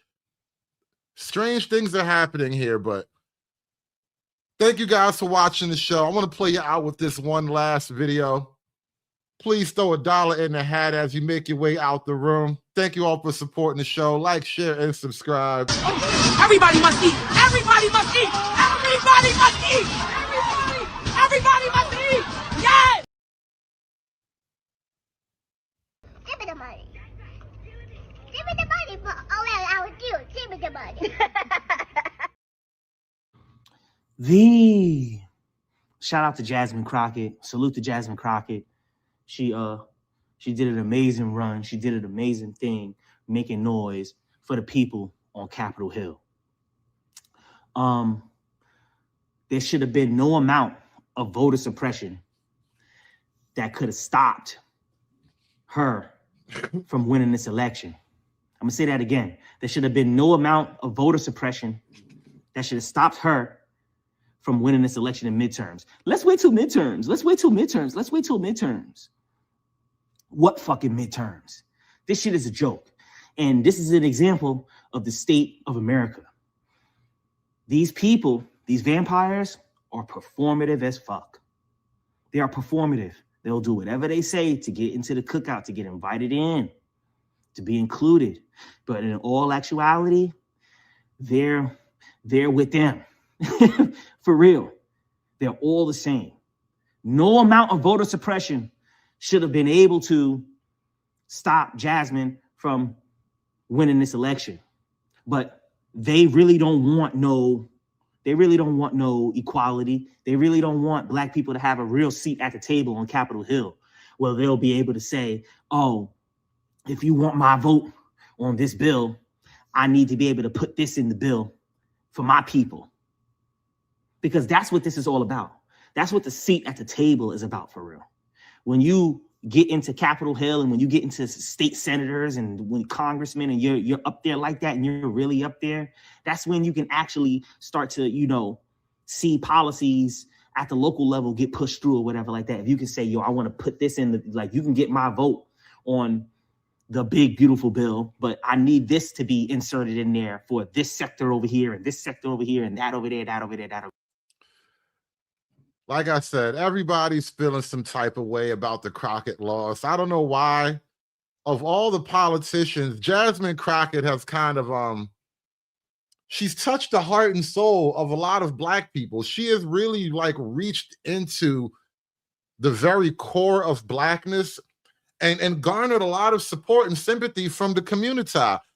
And it's a shame. I don't know where she's going to go after this. Who knows what her political fortunes are going to be after this, guys. But I'll tell you what. You guys want to have a panel? Do you guys want to talk about Jasmine or not? Put $1 in the hat if you want to open up the panel. But I was going to wrap this one up. I really was, but I think we might extend this a little bit longer. If you guys want to open up the panel, put $1 in the hat, and we can have a Black female crash out a panel. But I just think it's hilarious how so much has been put into this election. It's like the black identity itself is on the line here. And you know what? I got a great video to actually open up a panel conversation with, if you guys care to engage in such things. Let me jump over here. You know what? This nigga Plies. Since we talk about niggas crashing out and all of that, I found this video of Plies recently, the rapper formerly known as Plies. Is he still a rapper? I don't even know what these niggas call themselves anymore. But you know, he was a big Kamala supporter, right? He took a big L when she lost. Hey, just real quick. But this to my Latino brothers and sisters that follow me on here. I'm trying to get y'all to educate me on something. I'm being dead ass serious. I ain't even being funny. I'm trying to see kind of what y'all feel. I'm trying to let y'all educate me on it because I don't want to be viewing y'all the wrong way. So I'm trying to figure out, do y'all feel like y'all align more with black folk, or do y'all feel like y'all align more with Caucasian? Like, and the reason I say that is because when I used to hear black and brown people, and I always thought we was like jointed to the hip. Like I always thought we was the black folk, you know, Latino, brown, you know. So I always thought we kind of shared some of the. Now, I think what he's responding to, and I could be wrong. And thank you to everybody who supported the show. The link is in the chat. We're gonna go on for maybe another 45 minutes, an hour-ish. You know how weird it gets after the 3-hour mark, right? But the link is in the chat. If you want to come up, please hurry, run up before the panel gets crowded. I don't want to burn up too much time on the clock today, but I think what Plies is talking about right now, I'm going to run this back a little bit. Jasmine Crockett didn't lose because of lack of black support. And to be fair, she wasn't expected to garner a ton of the white vote either. She didn't do well with the white vote at all. I mean, let me not say at all. She didn't do great with the white vote. Talrico honestly dominated the white vote. But it was the Latinos that were really expected to take Jasmine Crockett across the finish line. And the Latinos didn't show up for her, really. Hey, just real quick. But this to my Latino brothers and sisters that follow me on here. I'm trying to get y'all to educate me on something. I'm being dead ass serious. I ain't even being funny. I'm trying to see kind of what y'all feel. I'm trying to let y'all educate me on it because I don't want to be viewing y'all the wrong way. So I'm trying to figure out, do y'all feel like y'all align more with black folk, or do y'all feel like y'all align more with Caucasian? Like, and the reason I say that is because when I used to hear black and brown people, and I always thought we was like jointed to the hip. Like I always thought we was the black folk, you know, Latino, brown, you know. So I always thought we kind of shared some of the same struggles, same hardships, same, just, you know, we were similar. You know, I remember growing up, all my Latino buddies, they was on what I was on. But now that I look at it, it ain't as clear to me no more. And I'm trying to ask y'all. The nigga said, it ain't as clear to me no more. You don't understand what happened. The white man tried to tell you about keeping his borders closed. You want me on that wall. You need me on that wall. All of a sudden, niggas don't understand why we not buddy, why we not amigos with the Latinos. No more money for you. It's lazy. You lazy. You lazy.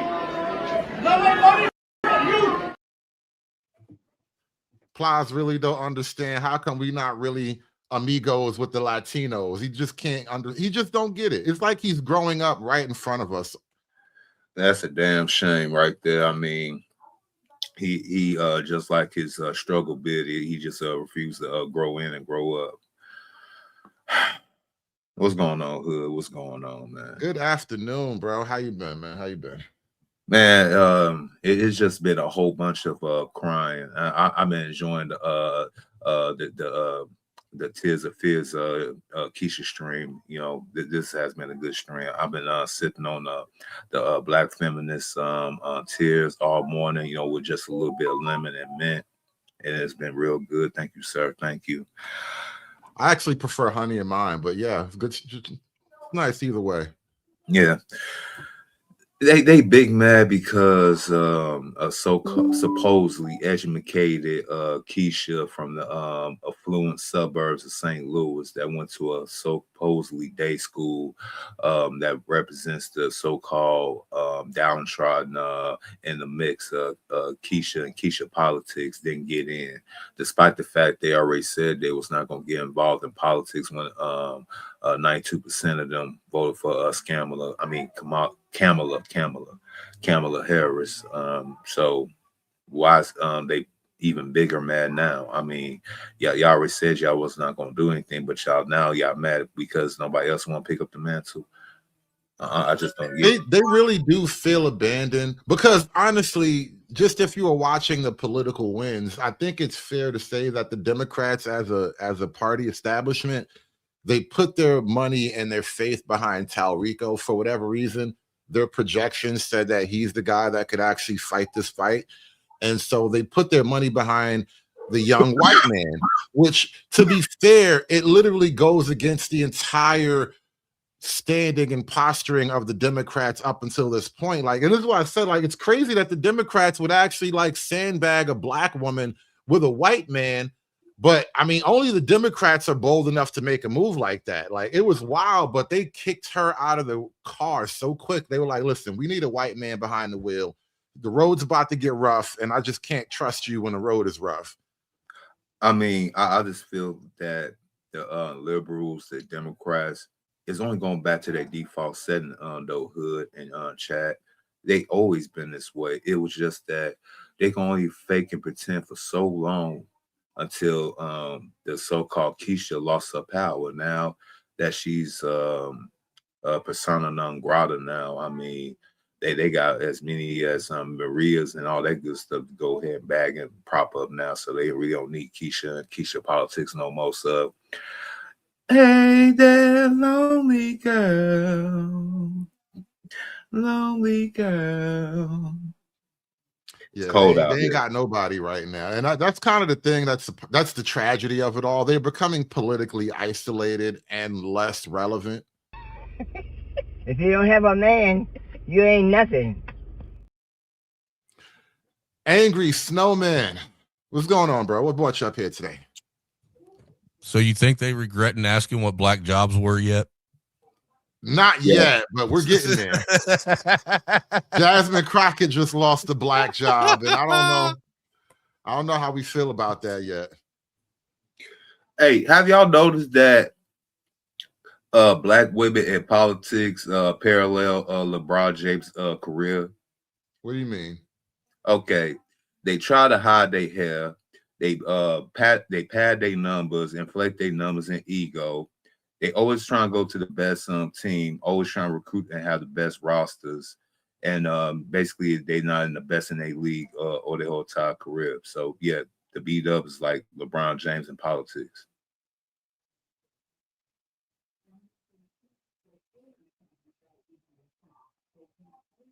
Listen, I want to get you guys' take on this plies thing. Well, on this plies thing, can you please explain to me what jointed at the hip it means? What is jointed? Jointed at the hips. That's black speak for we were like really, really close, like bonded. Oh, you mean like joined at the hip? Exactly, Mr. White Man. Exactly. I was on. But now that I look at it, it ain't as clear to me no more. And I'm trying to ask y'all, do y'all feel, Latino brothers and sisters, do y'all feel y'all are more in line with black folk? Or do y'all feel like y'all are now more aligned with Caucasians? You know, and I don't know if y'all feel like y'all more aligned with Caucasians or if y'all inspired to be more like them than y'all do black folk. I don't know. I'm fine with it either way. I'm just trying to get. It's crazy to me that you have to like ask, which you can't expect honest answers asking questions like this. You have to make your own determination. You have to go on the hunt. You have to make a series of observations and then compile the data and see where you land. But you can't just be, hey, do you love me? Why wouldn't you want to be what like kind of man? Why wouldn't you want to be like Caucasians? Look at all the glory and splendor they've created across the world. White people civilized the planet. Come on. Yeah, don't even get me. And we're the global minority. Why wouldn't you want to be like us? Don't even get me started on that. You know what this reminds me of? Years ago, I wish I had this like recorded somewhere. I don't know, somebody might have recorded it, but years ago, I was having a conversation with somebody about this whole blackness thing. Like, why you niggas fight this hard? It's like a religion or something. And then I kind of got somebody boxed into a corner, and I was like, all right, since you love your goddamn blackness so much, do this for me. Sell me blackness, right? Pitch it to me. Like, give me the elevator pitch. Like sell me the pencil. Give me the elevator pitch on blackness. And you know what happened? He refused. The nigga was like, what do you mean? I'm not going to sell you, nigga. You black. I'm like, so sell it to me. Like, since it's so good, give me the elevator pitch. And he couldn't do it. And I was just like, damn, this was your opportunity, bro. This was your chance. How do you sell oppression and victimhood? You got to package that shit right. I mean, is there a way to package it right? Yeah, I don't know. I assume with a bunch of endless promises and big titties. Yeah, there's a way to sell big anything. Titties. Big titties would sell it. I bet big titties would sell it. Titties sell a lot of things, but they sure do. Tego titties in a childbearing throat, and the DSLs will always sell. Man. Anyway, we're getting off track here. Clarity on it, because it's not as clear to me now than it used to be. Like I used to think we was in the same fight, but now when I see things, who lied to you like that? I remember last election talking to Latino folk, they no, he gonna give us money, he gonna, and I used to be like, God damn, like that's the motherfucker want to get. To be fair, y'all was getting a lot of money already. They were getting so much money. You shouldn't even been talking to them about nothing. They got so much money over the last couple of years. You thought they were on your team. You ain't getting none of that illegal immigrant money. You ain't getting none of that Somali scam money. You don't get none of this money, man. None of these brown and BIPOC people come over here and break any bread with you niggas, man. It's all out of here. And the only reason I'm asking, because I need to know who I'm defending. Like, I don't want to be defending no motherfucker who don't even fuck with me, for real. So I'm asking so I know who I should and shouldn't be defending. So if y'all can just help me understand y'all thought process and who y'all feel y'all align more with, because I've seen, political candidates, black person, white person, and y'all motherfuckers, y'all be over there. So I'm just trying to get clarity on that. If y'all can help educate me on this. He need to be defending his fucking barber in that mangy ass lineup he gave. Bro, for real. The struggle unconnect bid. And y'all do know that Plaza's a college educated man sounding like this. Oh man. Well, honestly, he probably went to a black college, so it wouldn't surprise me. He went to college ain't what it used to be. People say college as if they're going to learn Latin and quadratic equations and shit. Like, people be going to college studying the history of niggerdom. Bro, he went to FAMU. Is that a good school? I'm not totally familiar. It's a pretty. Oh, Florida A&M. He went to Florida A&M. Oh, well, yeah. It's still Florida. I don't know, man. Florida niggas be different. This is true. But how is it that you got to this point in the game? You've come this far and you don't know who's on you. You can't tell. You have to ask. You can't just look around and figure out, like, all right, what benefits me and what doesn't? What is for me and what's against me? Like, dude is like in his 40s, probably in his 50s by now, and he doesn't know what's for or against him. He has to go out and get a poll. dude. That's because he's still thinking with bitch brain. Clearly, that's what I just heard with that question. It's like, do you love me? Latinos, do y'all love us? Do y'all love black folk or do y'all love white folk? Who do you love more? That was the type of question he asked. Like, a loser question. Man, Well, in his defense, his side is losing pretty epically right now. They've been losing horribly since motherfucking 2022. I'm just saying this is freaking comical. I never thought that I'd hear a bunch of people say what are black jobs and instantly find out over the course of a year. Yeah, the black jobs are drying up. I'm just saying, right. bro. I think really there's a black female producer for like CBS News. She just quit. Black women are just getting squeezed out everywhere you look, man. I don't know what's going on here. It's been a rough 2 years for the B-dub community. Only in the community, though. Only in the community. Well, we got rappers being political pundits, from being known for soul songs as Busted Baby, Shawty, and he ran off the plug not once but twice. And ain't Luke running for political office down there? Speaking of Florida, ain't Luke running for political office down there too? I don't think Luke is running yet. He probably will eventually. Oh, but he's not running yet. Could you imagine him doing a Doodle Brown election poll thing, something like that? I mean, man, we in interesting times. Yeah, I don't know how that flies. Like, he would get a lot of black vote, but it would look crazy. Like, it'll be really like is this your king type of moment? Like, this is who represents y'all. Yeah, I mean, honestly, Luke is way too liberal for me anyway. I could never. Yeah, I can see it now. You gonna install like twerking Thursday as a holiday in Miami and stuff like that. Yeah, man. I could t-shirt Thursday, Tuesdays and stuff like that, man. No.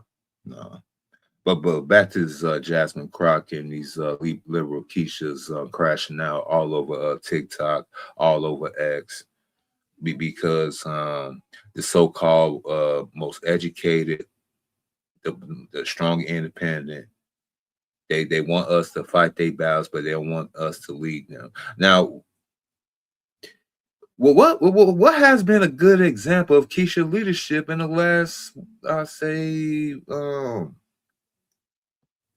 I'll go with 4 years. No, that's too hard. That's too hard. Let's go with a year. What has Keisha leadership really done for the people?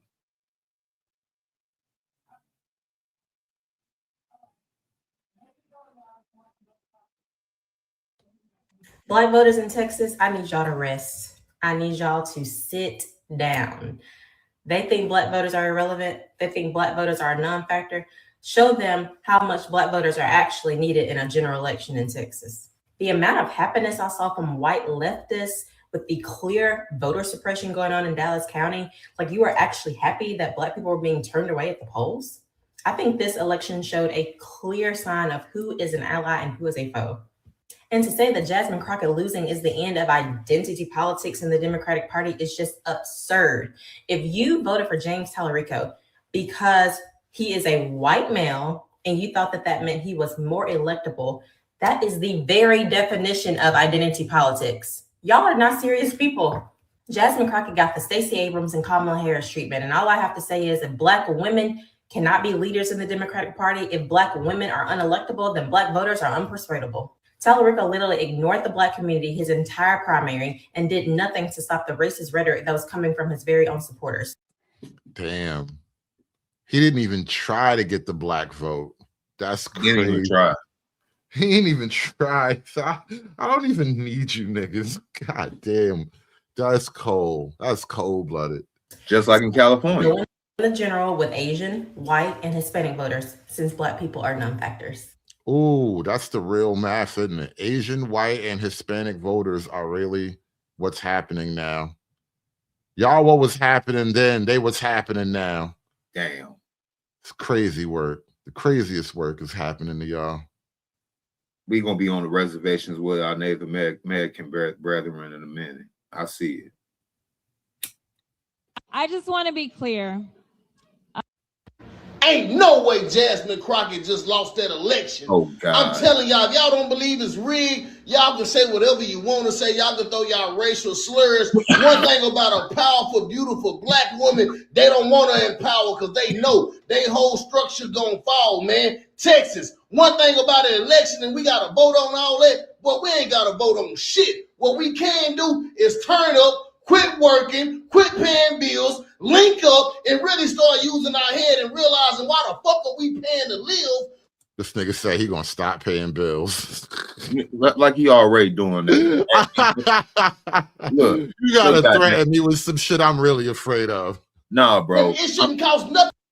I'm getting sick of tired. See, I got a bald head. I got a beard, a long beard, and these dudes like him is making me look bad. I really need to reclaim my my aesthetic back from these weak back niggas. You know what I'm saying? Disguising themselves as so-called masculine man. I said in my stream last night, they trying to make my aesthetic, my look into the comfortable, the safe nigga look.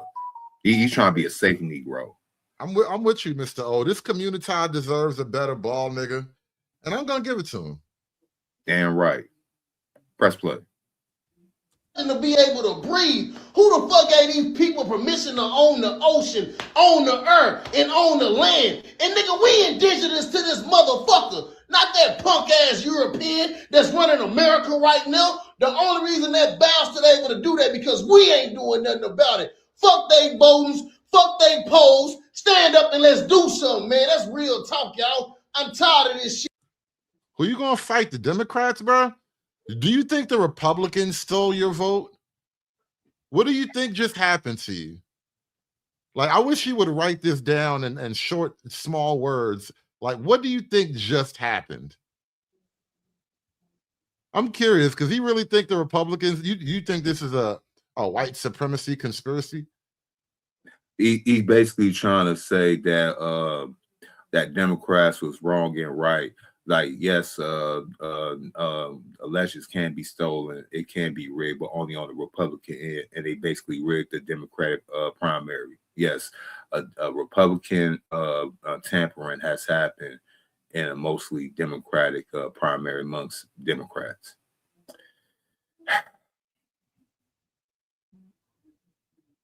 That's what they're trying to say, right? I'm not sure, man. I'm not sure about anything anymore.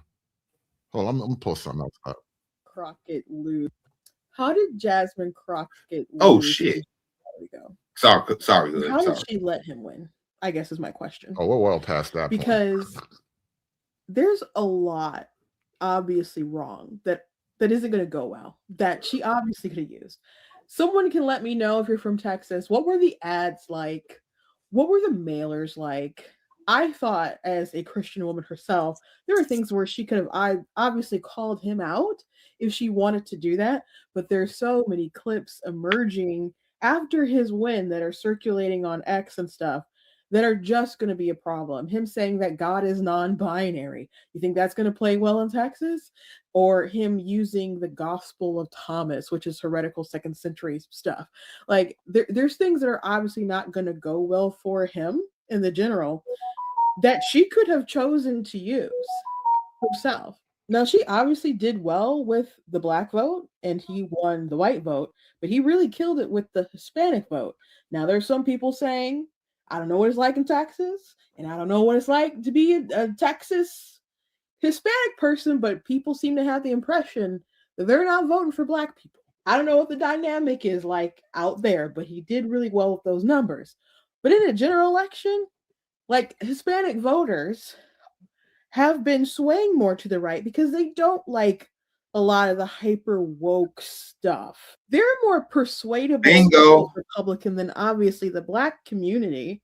So when all this stuff goes to general election, if you see mailers with James Tallarico talking about God is non-binary, you think, one, that maybe Black people still aren't going to vote for the Republican, but maybe they won't just vote at all. And maybe those Hispanic voters are going to check Republican because at the end of the day, they don't like James Tallarico saying don't pick on the trans kids and doing a sob story when people are trying to just protect women's sports. I know James Tallarico is, trying to present himself as this reasonable, loving Christian guy, but what he actually says about the gospel isn't actually Christian if you actually listen to how he explains things. And of course, he goes to really weird texts and has really weird beliefs to affirm his progressive ideology that is actually super, super, super woke.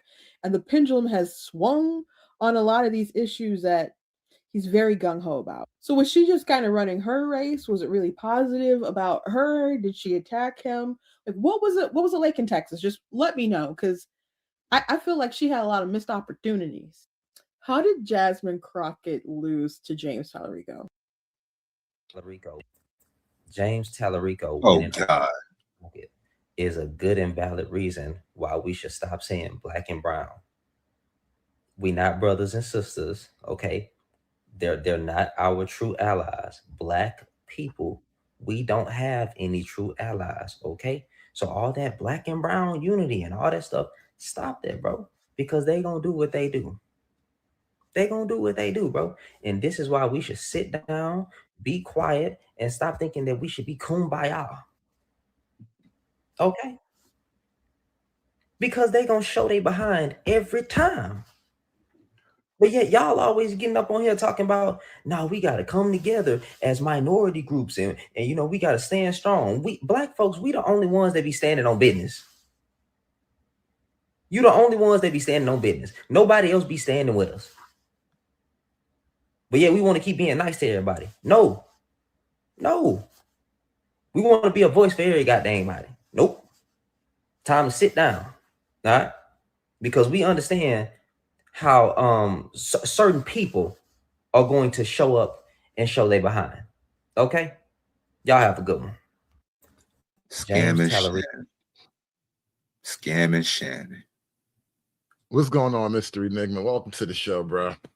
What do you think about this whole Crockett crash out that's happening online? Mic check, mic check. Can't hear you if you're talking, Mystery. I don't understand. Can you hear me now? I think you hear. Okay. You should hear me now. Okay. Yeah, good show, man. I don't understand. Are we just not supposed to do research on these politicians and not know their backgrounds and everything? It's just all on the surface. We're not supposed to forget yesteryear, the things people have done.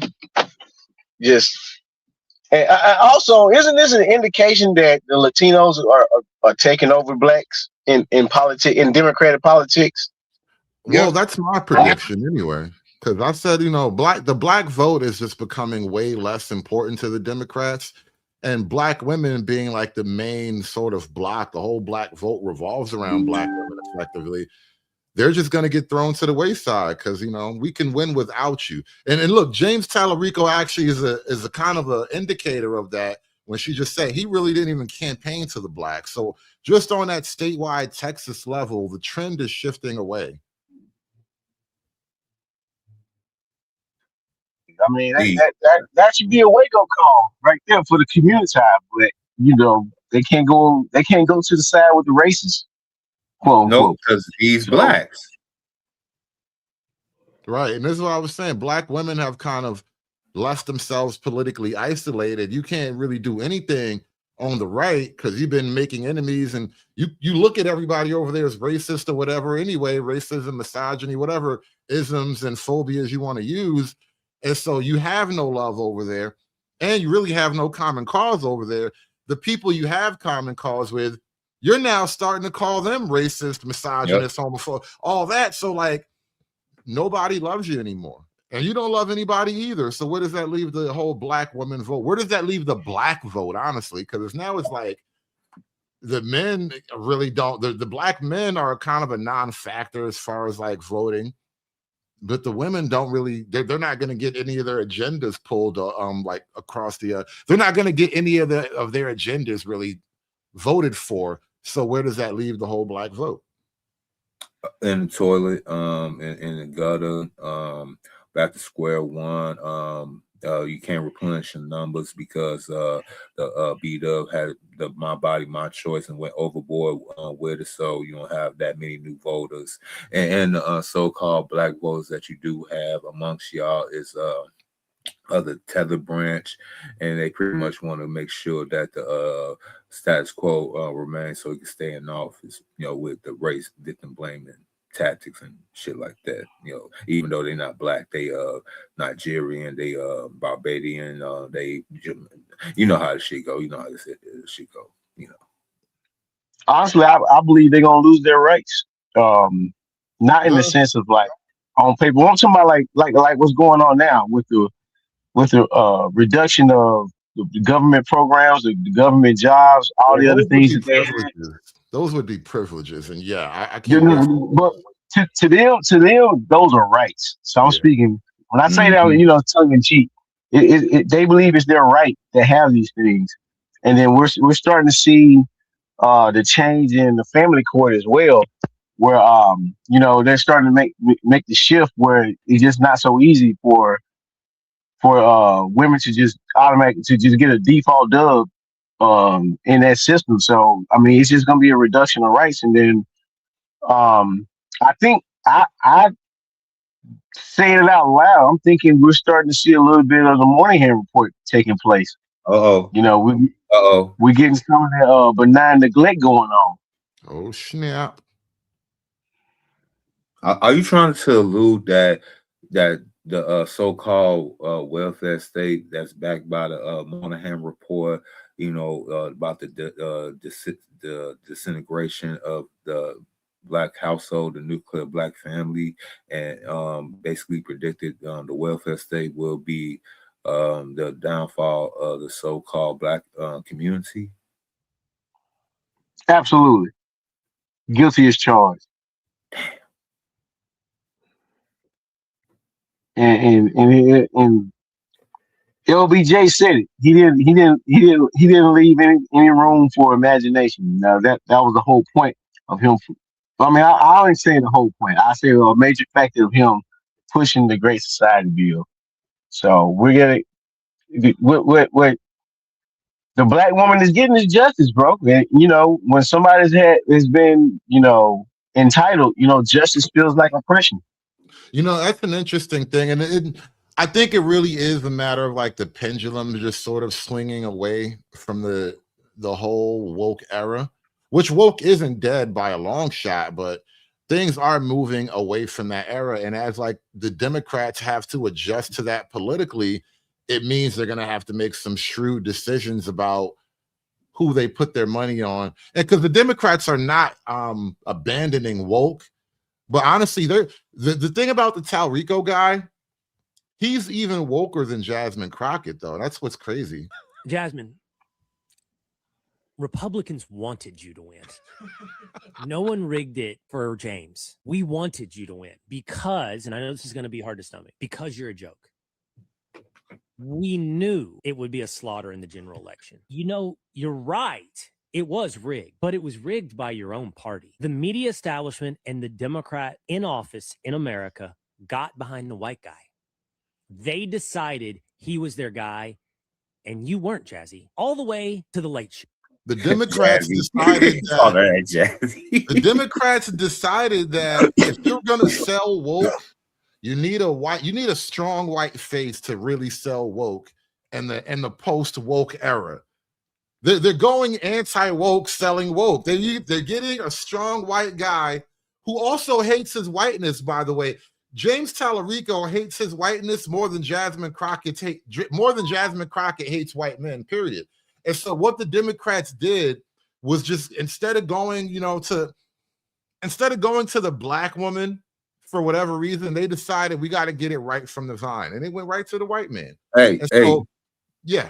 Hey, Hood, ain't a self-hating white man just a male feminist? True. But they got them a self-hating white man to really like carry the woke message. Oh, you guys are gonna love this. But they got a self-hating white man to really carry the message across. And so the Democrats abandoned a racially woke Black woman, which she just hates white men.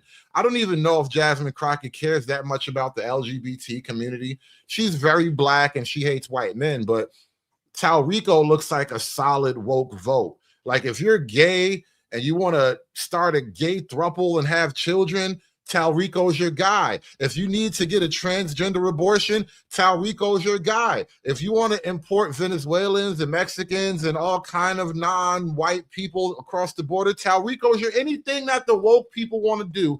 He literally has his hand in every color of the Man, woke. well, this sounds like some woke liberal Jeopardy type of thing going on, man. Damn.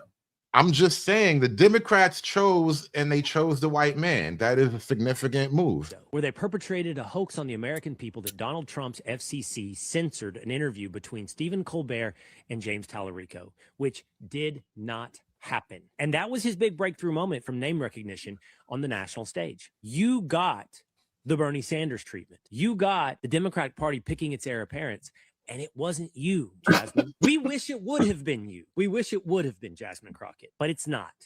And I feel confident that there will be some place that you'll land solidly on your feet, perhaps The View, but it won't be as a senator from Texas. Now, Jasmine, you guys got the Crockett cast. What's going on? I just want to point out the one reason why they picked the white guy, because of guys like him, right? Think about the leftist tactics back when with Margaret Sanger. They wanted to put out Planned Parenthood to the Black community. Who did they go to? They went after the Black preachers. People. Exactly. They were a Black person that they wanted. They have that. It's part of the identity push, right? It's identity marketing at this point. So it's shown they believe that the white guys that listen to podcasts and Joe Rogan are the enemy. So now, because that's the enemy, they have to find somebody that looks like the enemy to push their agenda. No, you know the funny thing is he's like not a real white man. He's like a feminist in a white man's skin suit.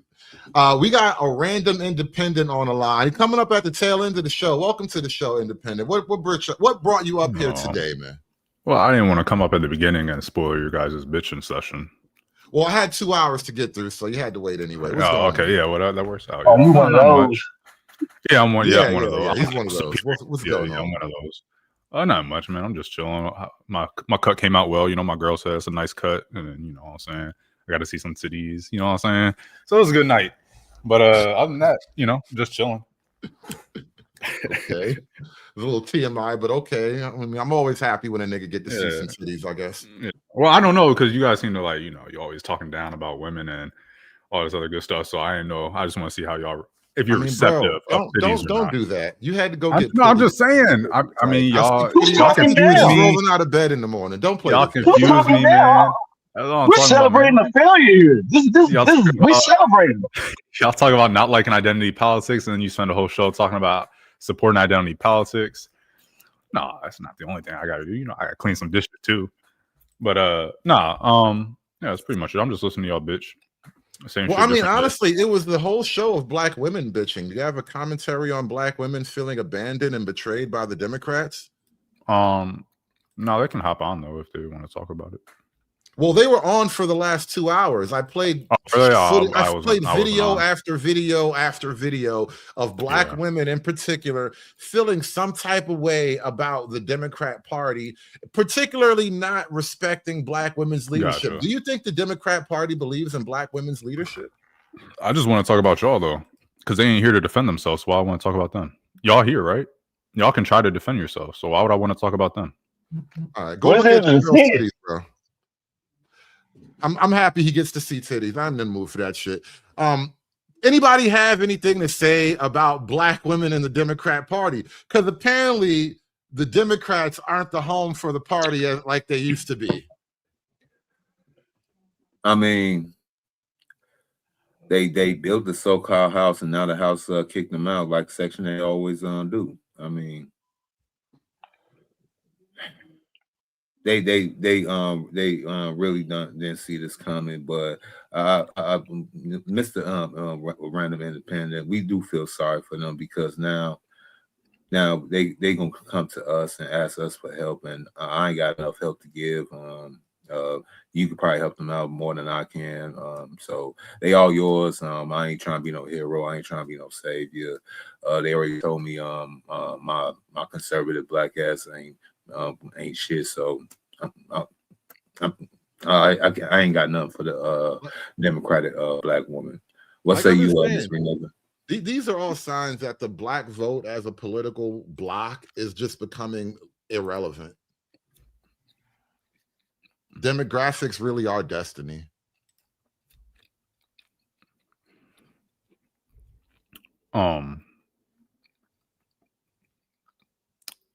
It's tough to tell whether you believe the shit that comes out of your mouth, or if it's more like just like a, kind of, what's what I'm looking for, trying to trigger or, invoke some type of emotion or something out of something. It's tough to tell. Well, don't trust your emotion. That's rule one of being a man. But yeah. So you say. Yeah, it's good Talarico won. I mean, we talked about this a little bit yesterday. Y'all say he's more extreme than Crockett. I haven't seen that. I see him reaching across the aisle, so I don't see how he can be more extreme. Yeah, it's cool. Would you like to know more? You said this is the tail end of the show. Hey, whatever you want to bring up, yeah, we can talk about it. Well, no, as far as Talarico being extreme in particular, there are some issues that people haven't really heard much of Talarico before now, because he only just hit the national stage. But people don't know he's a church-going liberal woke, and so people haven't really gotten a taste of what that actually means in terms of like policy and platforming and campaigning on certain things.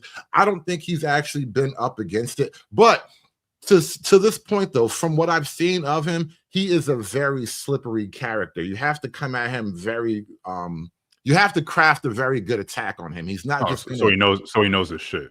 He's very trained. He's very well trained in media. Yeah, you know what would be a good ticket is I would love to see well, I don't know Talarico well enough, but from what I've seen so far, Talarico and Pete Buttigieg. That'd be a great ticket. In the Gospel of Thomas, why Pete Buttigieg later omitted. Well, Talarico and Buttigieg is an instant kill. That's. No, I want to hear from a random independent. Why them particular Democrat individuals? That's like a closeted gay or an out closet gay.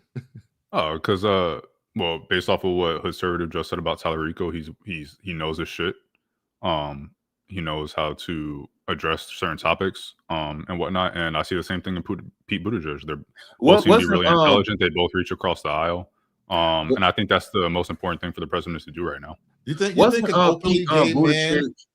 Hold real quick. Do you think an openly gay man who's in a marriage who actually has an adopted baby is someone who can be elected on a national ticket? Well, I don't know. Well, I meant more so like what in a utopia, like who I would like to see as a ticket, not necessarily the viability of them winning.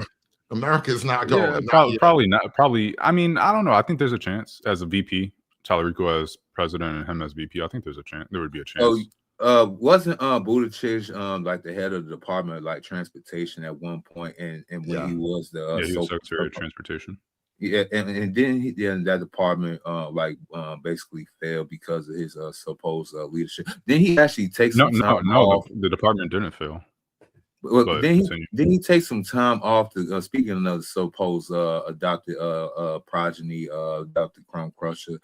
Then he actually take time from his position to care for said adopted crumb crusher. I think he did. I would hope so. As a parent, you should take time off to take care of your kid. Yeah. I pass the mic. In the Gospel of Thomas, which was later omitted from the Bible better next time by church officials. The Gospel of Thomas quotes Jesus as saying, "When you make the male and female one and the same, When the male is not male, when the female is not female, then you will enter the kingdom of God. He's got some kind of far out there beliefs and quotes, especially in the why is that realm of far out there, religion. though? Well, because you don't know what religion is. You don't understand the Christian faith, so you don't even understand how far out of. I assume I can tell you don't really understand. I think everybody that grew up in the U.S. understands the Christian religion. No, too, they don't. At Don't the very assume. least, to a certain extent. That's not. Okay, what don't I understand about the Christian Is the religion? Gospel of Thomas canon or no? Yes, actually, it is. It's not. That's the point. Yes, it is. It's literally not. Yes, it is. Yeah, it's not. Okay. And the Bible is very patriarchal, and most of Christianity is preached matriarchally from a matriarchal angle in America. And again, this is what I mean. I can throw these blanket statements out there so easily. Most people have no idea what the faith really consists of, because at this point, we've been getting watered down Christian Zionism for like the last 75 years, and you didn't even know it until last week when the war started. Who? I'm not talking to you. Oh. It wasn't President Trump that canceled your segment there. I mean, this is one area where Ms. Crockett is correct. This was a decision by the network, and, they didn't want to have her on, possibly. They didn't want to have that equal time. And so they looked at the ruling and said, well, we're not going to do this. But I also think that the way it was aired, I mean, you got over 5 million views. You raised $2.5 million in 24 hours. So it was pretty big success for you. Well, again, my concern is not for my campaign, it's for the Constitution. Right, and it wasn't the president who said, do not allow this to air. They did not say, do not allow this to air. It was equal share time that was already in the rules. And that network said, we don't want to have the equal share. We don't want to fulfill that part of the rule. Again, let's go one level deeper. It wasn't President Trump that canceled your. Now, the point I was making about this guy is that as extreme as he may be, Wait, what was the issue with what he said? Hold on, let me make my point. As extreme as he may be with whatever issues you want to bring up, the fact is he is a very politically astute operator. And so when you catch him on these media appearances, he doesn't give Crockett energy. He doesn't give immediate cringe. You have to listen to him to understand what's cringe about him. That's very deceptive on the political front. So what was wrong with what he said right there? Again, you're not a regular. Are you just saying, like, because he presents himself on certain platforms as kind of moderate and something else, and on another platform more extreme, that you got to be? Is that what you're saying? No, he's the political extremist with the tone of moderation. He uses the language of moderation to put forward the most extreme ideas. That's what makes him even more dangerous than a Jasmine Crockett, which is also why the smart money in the Democrat establishment bet on him. He is a better Crockett. He's better at being whatever she's supposed to be for the Democrats. And it's not even about being a black woman or whatever, because they really don't give a shit about black. They have an agenda that supersedes race, religion, and all that. And he is good for that agenda. So what are his extreme political views? Transgender abortions, for one. Abortion? What is his view on abortion? No, he literally says the transgender community needs access to abortion. So these are two. Okay, well yeah. If a trans, do transgendered exist? Do people that think that they're the opposite gender exist? What's your point? Because it's a female that thinks they're a male, or a female that thinks they're a man gets pregnant, they can still get pregnant because they're still a female, and so they should have access to abortion. You mean women? Yeah, that's why I said female, right? I said a female that thinks they're a man. But he says transgender. That's fine, because I'm trying to help you understand, because you seem to not understand. So I'm trying to spoon feed it to you, buddy. Why do you say I'm spoon feeding it to you? Why does he say woman? Why does he say transgender and you say woman? I'm saying it so I can spoon feed it to you, because you seem to misunderstand or not understand what the transgender having access to abortion, why they would need that. And so I'm trying to help you understand. Is a male to female transgender a woman? So just because you think that I'm gonna answer Is your a male questions to doesn't female mean true? anything. Matter of fact, what is the woman? Let's start You there. Let's said, start at first principles. What is a woman? what is a female or a woman? What is a woman? Well, a woman, is kind of based off of whatever side you're in, that kind of women characteristics or whatnot. A woman has Female is woman going to be X, Y. characteristics. But you asked why would Your transgender? definition of woman is a woman that has woman characteristics. That's your answer to the question. So you asked why transgenders would I asked need what access is a to. woman. I don't give a shit about transgenders. I asked what. Well, is you a did woman. because that was the original No, we're question, back and to I'm first answering, and now you want to principles. No, we're switch it. starting at first principles. You can This nigga move the is transgender. goalposts What all is a you woman? want. I'm gonna go back to First where the goalpost was principles originally matter. at. What is a woman? It's cool, man. What is a woman? So we'll get there. I'm gonna spoon No, feed we you. I'm gonna can't walk you get there. down We're the entire starting way. there. What is We're a not woman? starting there. We're starting where you asked the question. Transgender Why do magic. You have to why tell do me what is a transgender woman. need access to abortion? That I was don't your give a shit original about that. I question. want to know what a woman That was your is. original question. What is a So woman? let's start from all right, man. Let me know when you're What done. is a woman? Let me know when you're done. I'll be done when you tell me what a woman is. Okay. Since you believe in transgender magic, tell me what a woman is, and then we'll go What from there. transgender magic? What transgender magic do I believe in? What is a woman? Let me know when you're done. As soon as you tell me what a woman is, we'll be done with this segment. I have more time than I really need. What is a Okay. woman? Hey, just let me know when you're done, and I'll talk. When you can explain what a woman is, I'll be willing to listen to whatever other bullshit. Well, I already said what a female is. So a woman, No, I asked you, what is a woman? Yeah, a woman can be. I don't know if there's really a hard definition of a woman. I think there's definition. There's a lot of. This There's a nigga definition. told me he looked at society titties about- last night, but you don't know what a fucking woman is. You done?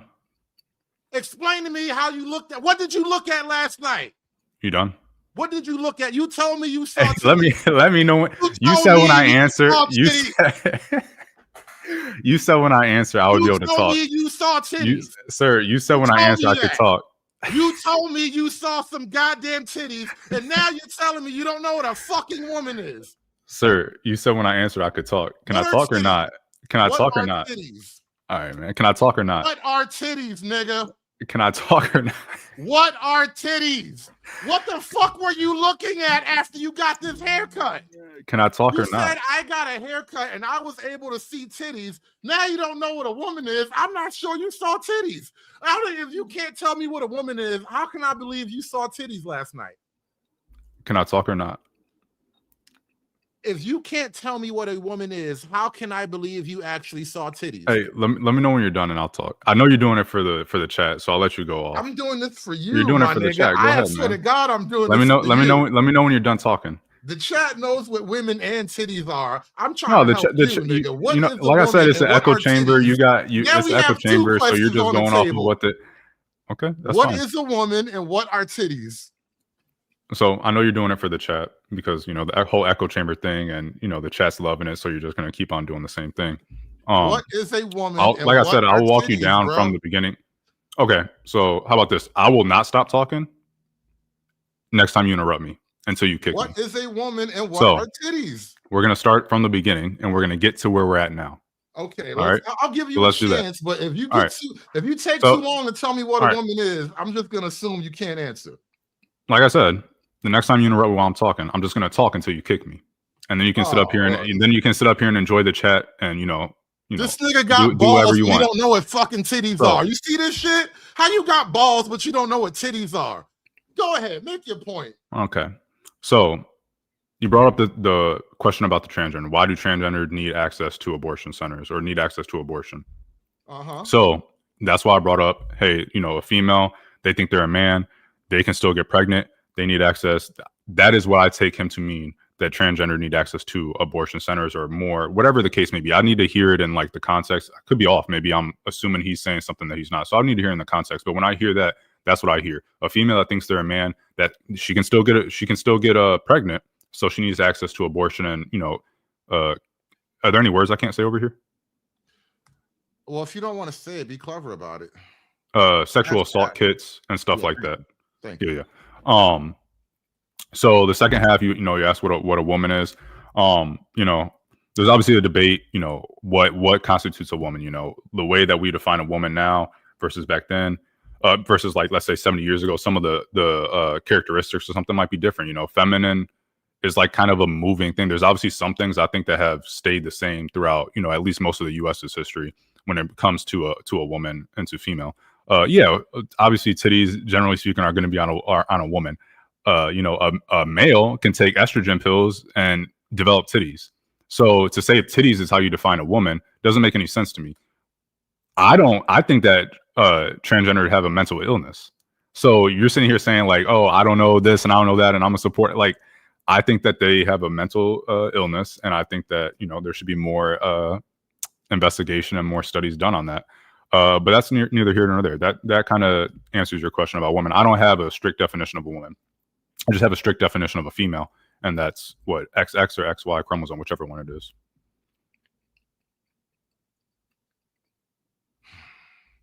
How do we know he really saw titties? Chat, help me out here. What do you think? This is what I mean. You're still back on that. You're still back on that. Yeah, what do you think he was looking at last night? If he doesn't know what a woman is, he can't really tell me for a fact. All right, he was looking at titties. You tell me, sir. You tell me what a woman is. You tell me what a woman is. An adult human female. Okay, that's what I already said. Female, so you can't use that. An adult human female. Mm-hmm. Chat. That's it. Just a female. A woman is a female. An adult human female. Okay, so just a female. Okay, got it.